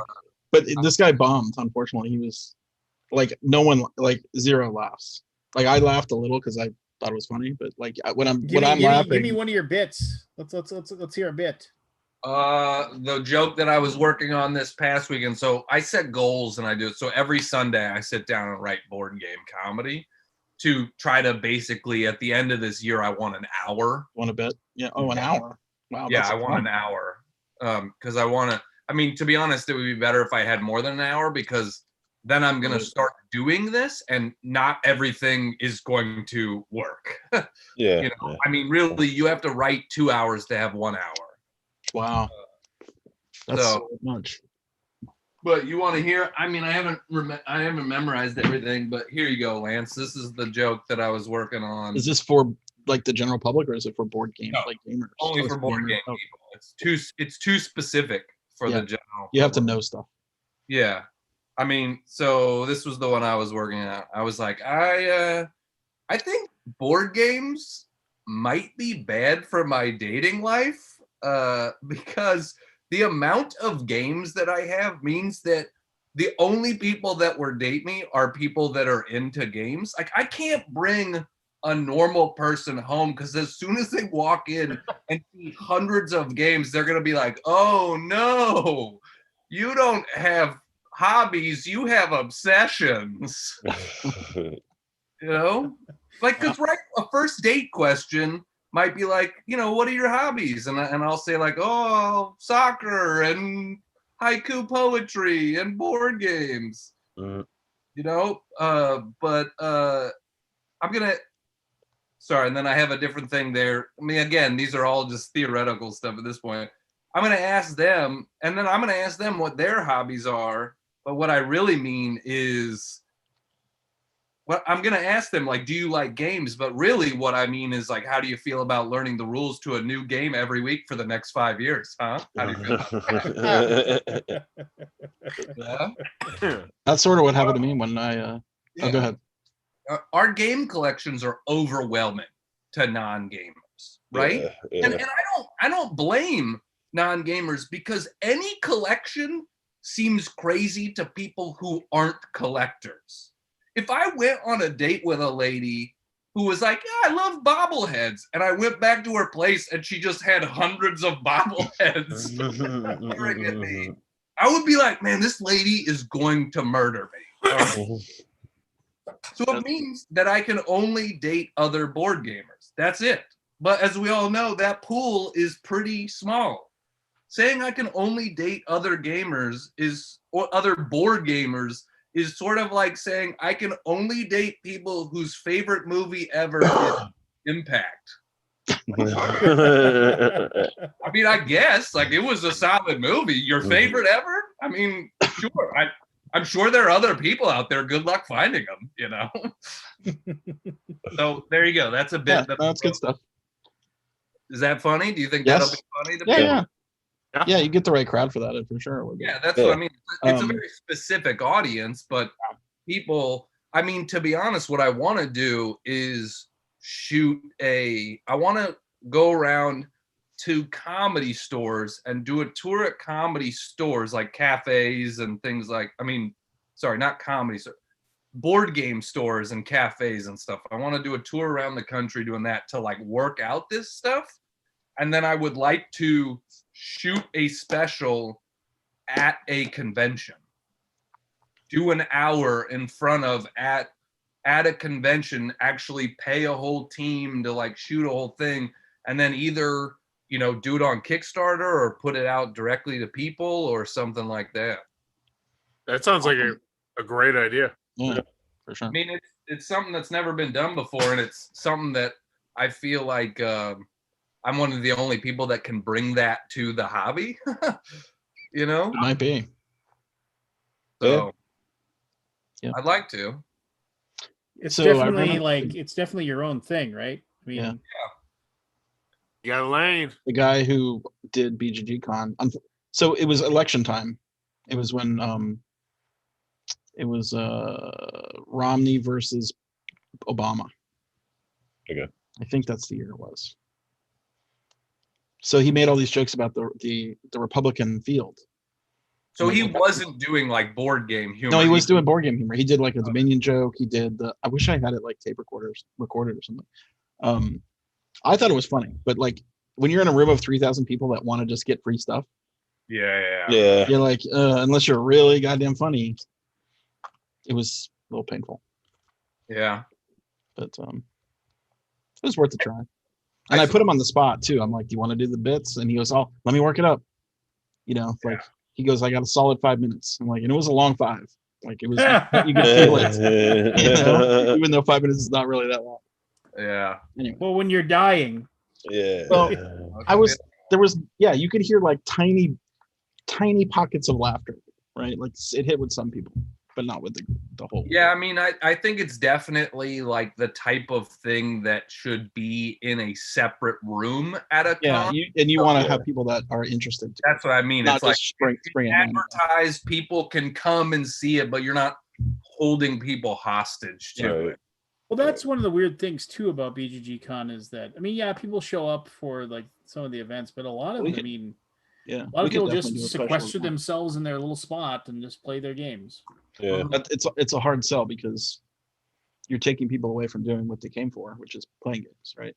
Yeah. Now, you'll get people. I come to see you, Aldi. So Thanks, man. But you know, like it's always a hard pull. Like we had a lot of fun events ideas, and just hardly ever no one came.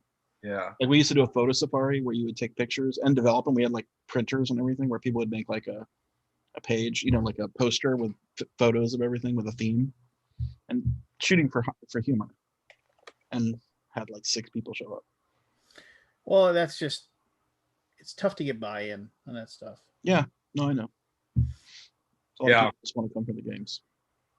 And It's not. It's And we're not at that based on, scale It's not where- based on like you Like not Gen doing a Con good is the thing. scale you would need, really. I mean, well, the Yeah, only I things think that it would work really, better at the Gen only things Con. that really get people anymore are the spinning tops, the Battling poker, Pops. the poker game, where I always end up at the same table as that good luck all in lady. No matter what, you always What put was me her on the name? same table. I don't know, and she's obviously It's not means to be Sam. nice. No, Somebody I else. just No, I know you're talking about. yeah, just Yeah, there's a few things that like the hardest thing for me is gonna be like finding audiences to work out this material. Like you cannot. Yeah. Stand up is refined by doing it.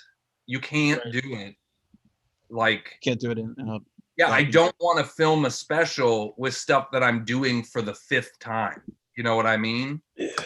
Like I gotta work it out, and that's like going to do it at these board game cafes. I don't know that shows at board game cafes are gonna be super popular it might even be a losing, like a money break. If I could break even at a thing like that, I would be happy. And it's more to go and try to, like, if I can get 20 people at a show at board game cafes around the country so that I can actually work out all of this material, that's what I need. Right. Have you ever heard of Snakes and Lattes? What is it? Snakes and Lattes? No. It's a board game cafe. It's in Toronto. The original one's in Toronto. I mean, and they've opened one in Arizona. Every Yeah. major city has one now. Yeah.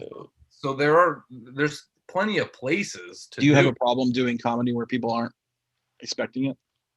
No, but I would want to, advertise it as a show. Yes, This and hour, like this the hour. people, yes, like this night, whatever night a week it is, from 8 to 9:30, we're having a comedy show. We're charging $5 a ticket. If you want to be here during that time, it's a comedy show. But it's about board games, so hopefully, I mean, that's what I'm trying to find, that specific audience. I think that would work out, right? Yeah. If you promoted it right, If you I think pre-promote it, it, and like don't Well, get and that's people the thing. I mean, to be honest, promoting a themed show on things like Instagram and Facebook actually works a lot better than just promoting a regular comedy show, because if I promote Grant Lyon in Phoenix, people are like, I don't know who that guy is. But if I promote board game comedy show, people will go, oh, I like board games. That sounds interesting, right? Yeah. It gets a lot more people to come out.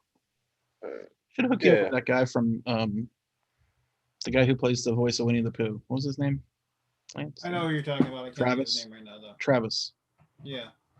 Because he wants to get a Netflix special off the ground with his thing. And he's got it shot. He's got like the first season shot. Yeah, he's got like 6 episodes done. Yeah. Before COVID hit, he was asking me if I wanted to be in it. I was like, dude, I'm not as popular not as I funny. used to be. You need. I Well, you have told to him be, actually. I think you really need real comedians there. It was like an improv kind of thing. Well, no, what I told him, I said you should have Scott on your show. I told him to reach out to you. I would help promote it. I don't want to be on the show. I Although I thought what Rodney I think did. he'd be Did you funny ever on the see show. what Rodney did? He did. I think he put that. They put that clip out. Maybe Yeah. not. Anyway, I'm down All for right. whatever. We could do something at BGG Chronicle. We could figure it out. Sweet. If you want a room for an hour, 2 hours.